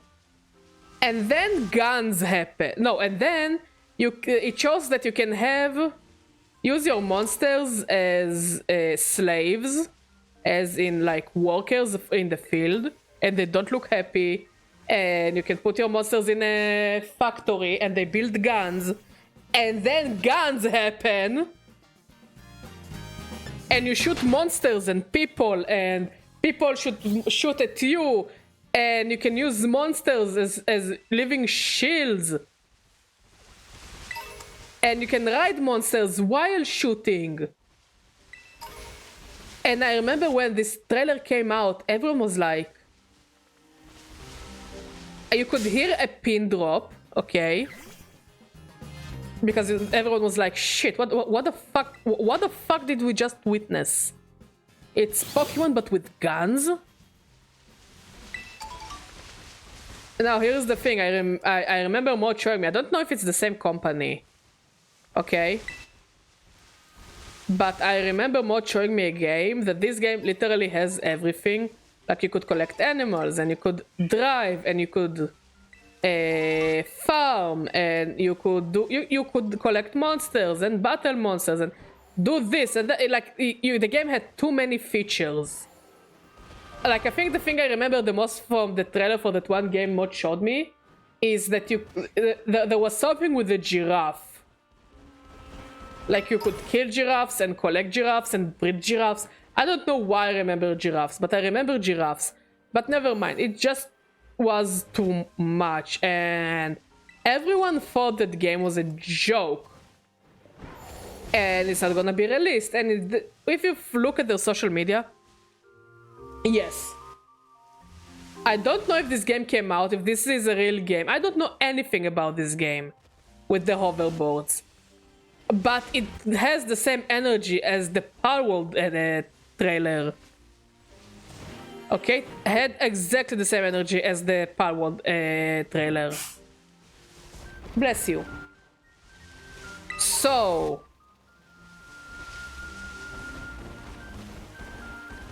And if you looked at their social media, you couldn't tell if they're serious or is this a joke. Because it came after a wave of monster taming game announcements. Now in those announcements, the game already like had real gameplay teasers. Some of those games already had demos. You know, I think Temtem had a playable demo when it was like announced for the Switch. Like it had a playable demo on the PC, if I'm not mistaken. Like you could see that those games had work in progress. Wait, you found the game? Send me the name of the game on WhatsApp, please. So, yeah, when you saw Dokevi... No, Dokevi is not that game. Dokevi is the game I'm actually looking forward to. Dokevi is actually a monster catching game I'm looking forward to. And it looks really cool. It's not Dokevi. Dokevi is actually a game I'm looking forward to because it looks really cool. Like I can't even describe what Dokevi is, but it's basically gonna be Korean Pokemon. That is all I can like say about this game because it's all I understand from this game. So anyways, while Mod looking for the name of the game, so yeah, most of those games already had like something ready to show you. It's project they already were in motion. Okay. Those games were already in motion. You could already see like the gameplay, and they had very detailed dev diaries, and they just used the Pokemon Backlash to use it as like a jumping board for marketing. But Palworld didn't have any of that shit. I don't think Palworld has a dev diary. I don't know if Palworld has devs. I don't think they... And when you look at their social media, it's like you don't know if they're serious or if they're joking with you. You know? It's not Dokevi. It's not Dokevi. I 100% tell you it's not the same game.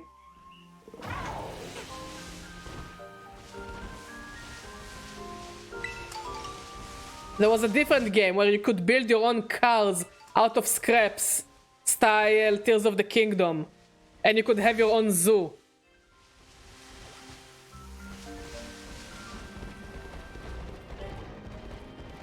Like, Dokevi looks cool, but it's not that ridiculous. Dokevi looks a bit more like Monster Hunter in a way, but you could also just chill with people.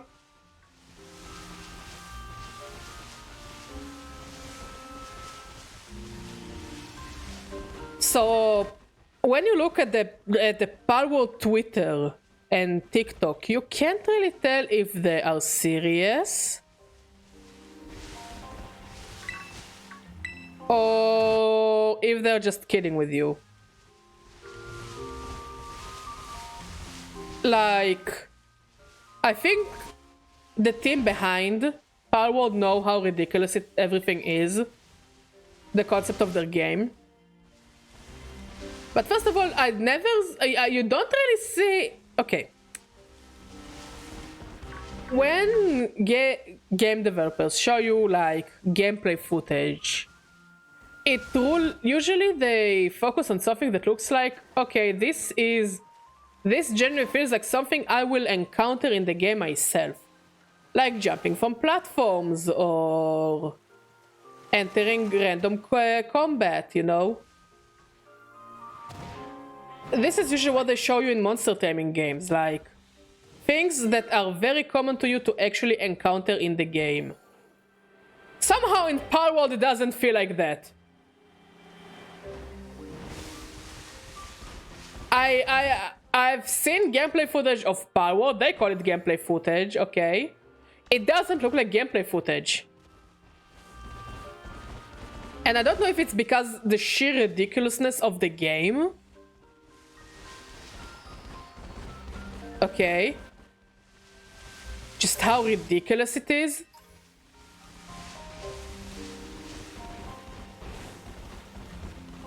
Or what, you know? Or is it really just fabricated footage for the sake of show? First of all, I don't know if Palworld has. Are you thinking of the game where there is guns and you farm food for monsters and have war? Because that's Palworld. Yes, this is Palworld. But I remember before Palworld and Dokevi, there was another game you showed me that has a lot more bullshittery going around, where you can build your own war machine car, not Palworld. And I remember very distinctly they are using a very weird rig of a giraffe, and it's not Palworld.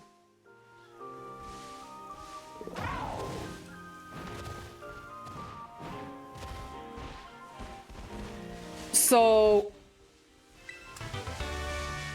the gameplay footage we got from Palworld so far, and again, I can't tell if they're serious or they are fucking kidding me.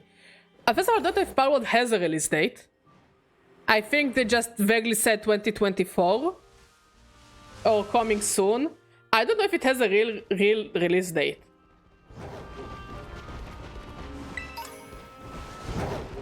But usually, gameplay footage, okay, they show you a monster, okay, like, I think they call it the Peldex or Palpedia. Okay.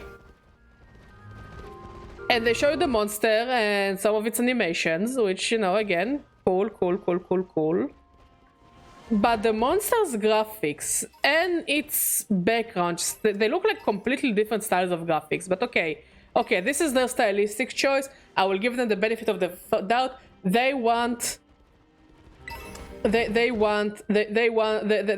like the monsters to be more cartoonish and the rest of the world to be more realistic. Okay, I will give you the benefit of the doubt. Okay, I'm moving with you. It's silly. It's inconsistent, but okay.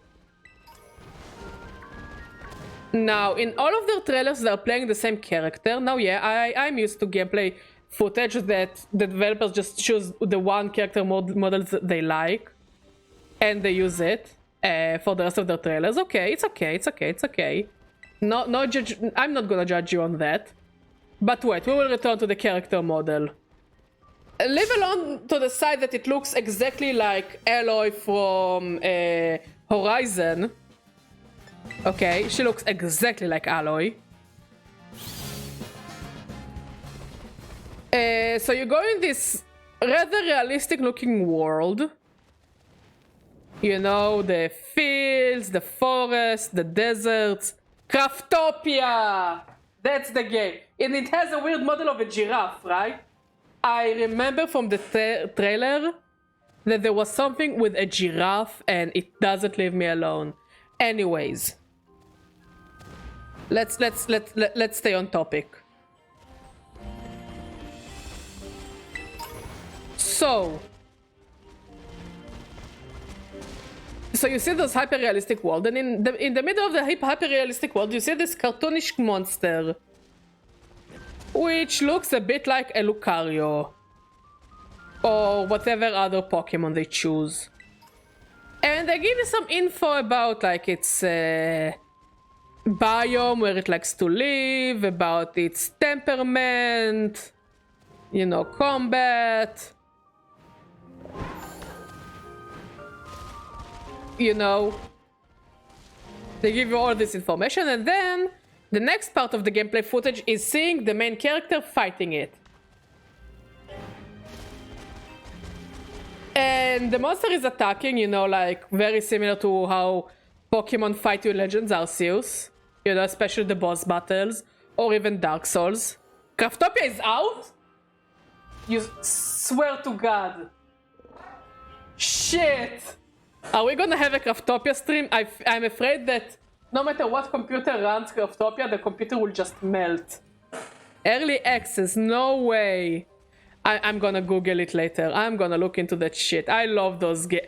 I love games that looks too ridiculous to be true. So anyways. Craftopia. So, yeah, mixed reviews. I'm not surprised. Anyways, we're moving out of topic and it gets longer than it should be. So they show you in the trailer how you fight the monster, and the combat feels like a mix of all the other games where you actually fight a monster one-on-one. Like, I wouldn't say Monster Hunter, it doesn't give me the vibe of Monster Hunter, but yes, Legends Arceus, yes, games like Dark Souls, like the monster has all those cool movements and attack patterns. And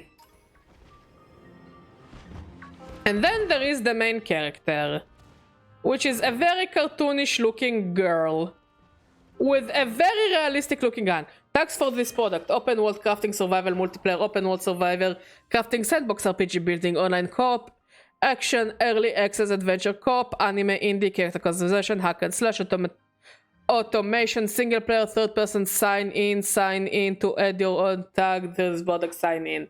No, you forgot the giraffes. I don't know why it's the giraffes, but the only thing I remember about this game is the fucking giraffes. Anyways, so you use a hyper-realistic looking gun to fight.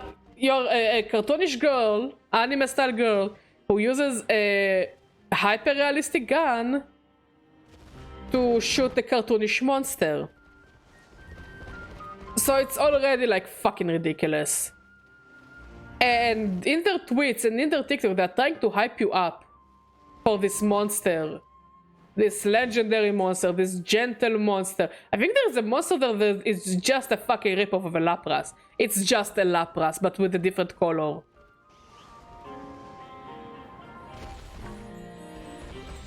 And then I remember in the trailer, the first trailer for the game. So there is an all-out war in the village you are, I guess you live in.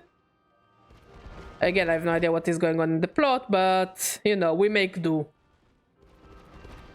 So in the trailer, they show that, like, there is a war, and there are, like, bad commando people trying to, like, attack your village. So you use your monsters. So you give some of your monsters Tommy guns. Yes, you give the cartoonish sheep realistic looking Tommy guns to defend the village, which already looks ridiculous, but the models of the commando people, okay, it's like it's ripped from a completely different game. Because I would say, okay, realistic guns, okay, suspension of disbelief. But why is the playable character a cartoonish anime girl? But the humanoid commando people, who don't seem like they're using monsters as far as I remember, with the realistic guns, okay, they look like real people, like they have the proportions, they look like something out of Call of Duty. Or out of Counter-Strike. And it just keeps getting ridiculous and ridiculous, and they're taking it so seriously. I'm starting to think that it's some kind of a joke game that either will never be released or going to be shitty on purpose. And be like, okay, what did you think it's gonna be? Like a masterpiece? And I'll be like, honestly, the fact that you released this game is a surprising masterpiece. I just really want to play Palworld. And yes, I am taking into consideration that this game might be a waste of my time. A waste of my life, a waste of space, a waste of money. You know? But I need to know if this game is real or not. So no, I don't think it's gonna be like a No Man's Sky thing. Because No Man's Sky, they truly had a great idea. They had a very, very good idea for a game. Like, who doesn't want an endless space exploration game where you can customize your ship, and you can build a whole city, and you can actually capture and tame some of the alien wildlife, and go on adventures with them. And go with your friends and build your own, like, commune in space. And the game keeps updating for free. They added VR support to the game for free. You know? Which is by itself a whole different game mode. And they keep adding stuff. Again, for free. And you can actually kind of see the semblance of some of the things they promised back in the day starting to appear in the game. Like, genuinely starting to appear in the game. All the ridiculous stuff they promised, and you thought that they will never actually successfully manage to do it in the game because it was way over their head. They're actually adding the stuff slowly in. Palworld, they didn't promise you anything that you will be shocked it's not in the game. You will actually be shocked that it is in the game. You know? Oh, I can actually have a sweatshop. I'm shocked. Oh, I can actually kill my own monsters and cook them. I am genuinely baffled. Like, really, no matter what they will put in Palworld, if it's anything like the trailers, I will be genuinely, positively, without a shadow of a doubt, shocked to see it in the game. To see if anything of it makes it into the game, I would be shocked. Because until I see the game out in a playable state, like if the game is gonna come out and it's not gonna be playable at all and it's gonna be horribly and shitty, you'll be like, yeah, okay, you know, I expected it.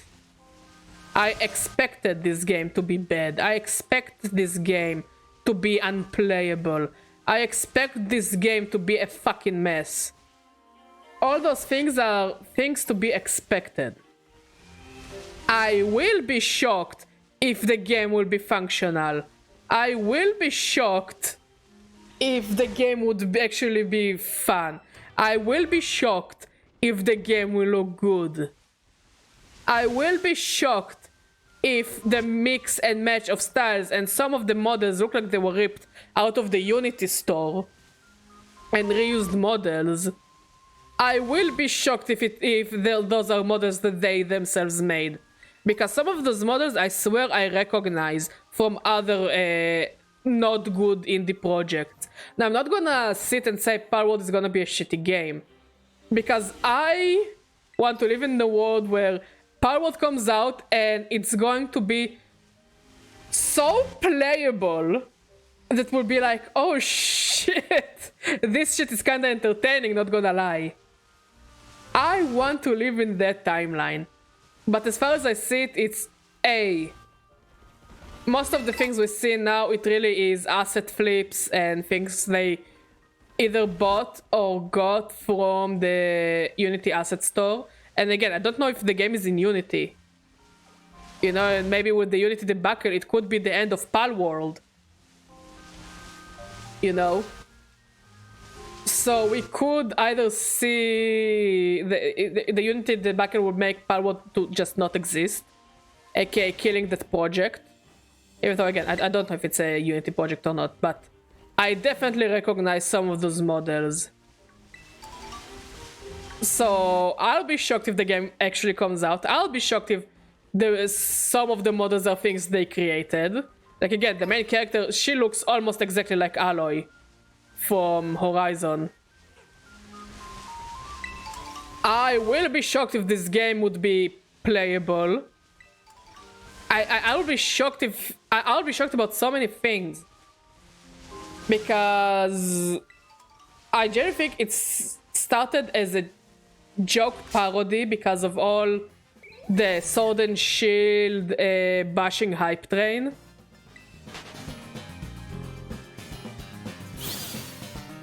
You know, because it came just in time when everyone was bashing Sword and Shield. So they just decided to take all the genres and say, well, something will stick. It can't be worse than Sword and Shield. Or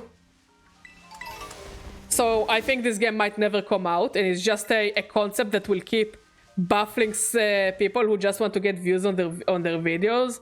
Like, oh yeah, reacting to a game that is Pokemon with guns. Million views. Like, my theory is that Palworld is made by genuine Pokemon fans that were genuinely hurt by the state of Pokemon. Oh shit, there really is a King Gambit here. That's cool. So yeah, so just a group of fans, Pokemon fans that were genuinely hurt by Pokemon Sword and Shield. Like, deeply hurt by Pokemon Sword and Shield. So they made their own games and added guns to it because fuck you. Because it's so ridiculous. Or they're just a group of shitposters that are all like, okay, it's popular to hate Pokemon Sword and Shield. And everyone is now making a Pokemon game, so now we are gonna make a Pokemon game for the gamers. With guns. Semi-related to this conversation, I made my D&D character more like Ash Ketchum. Ooh, how?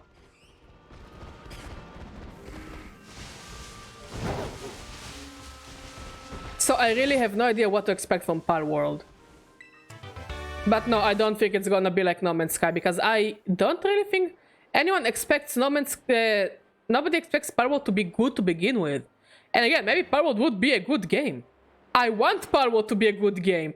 I want to be surprised. I took Fate Touched as a fit.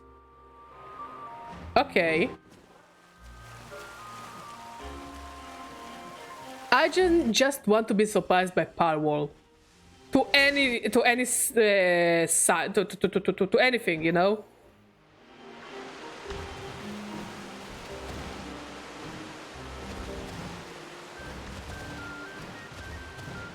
So I took that one that lets me bond with beasts. Oh, that's cool.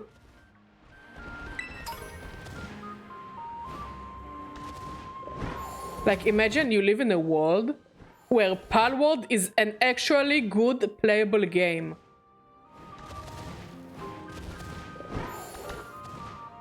Like, here's the thing, people the same people who say, oh my god, Palworld is Pokemon with guns, and yeah, I get this game is ridiculous. I'll be shocked if this game actually is gonna exist, you know? I don't think many streamers are gonna play it. Like, really, I don't think many people are gonna play this game.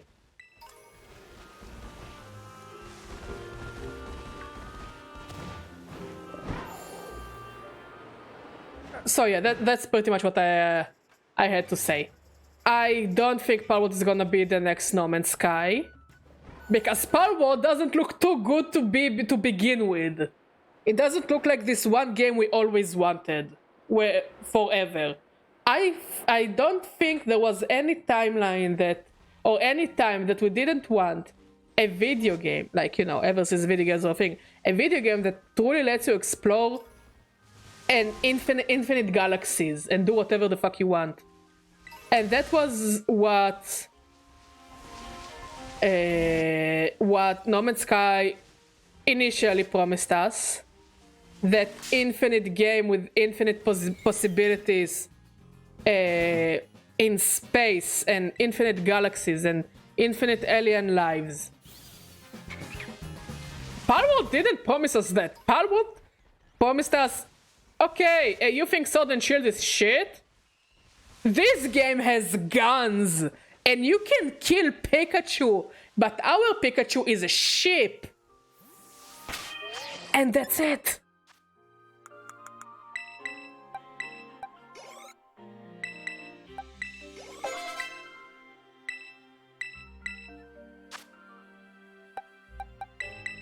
Let's evolve this little fella, and then we'll call it a stream. So yeah, I really wanna play Palworld. Unironically, I need to witness this game with my bare eyes. I need to see Palworld.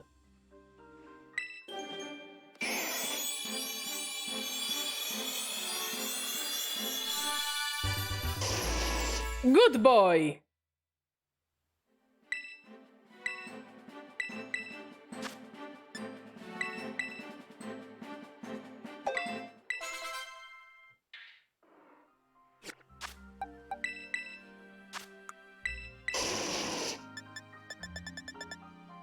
Like, really, truly, imagine a world where Palworld will actually be a good game.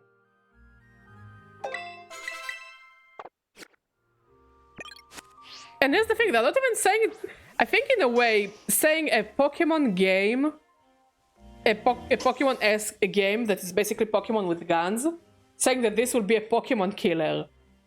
It's unironically a Pokemon killer. They have guns. Like, yeah, this is the coolest lion dog. But you can still shoot it in the head and kill it. Anyways, I think we will call it a stream.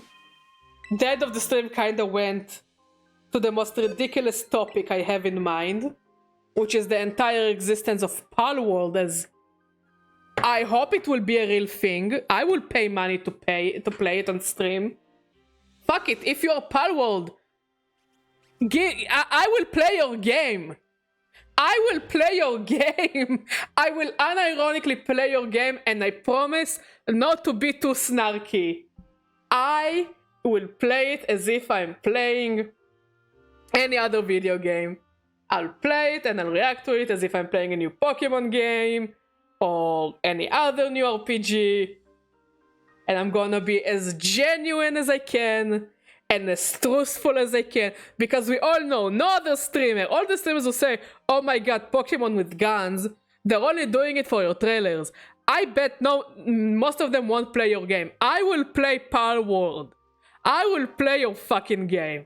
I will unironically, I will sit here, I will have a morning till evening stream where I'm just playing Palworld. Okay? I will do it. I will fucking do it. Anyways, I didn't really play a shooter since Borderlands, so that would be refreshing. Yeah, I didn't play a shooter ever since Sword and Shield. So yeah, I will play not Sword of the Shield, fucking Borderlands. I will play Palworld. I wanna play Palworld. So yeah, anyways, thank you for watching. Thank you for talking. Thank you for being amazing. Tomorrow we are going to play more Baldur's Gate 1. Because yeah, I pretty much did everything there is to do in the DLC. We have a dog, we have a bear, we have a bear, we have a dog, penguin, and a sea urchin with testicles. See you all tomorrow. Bye bye.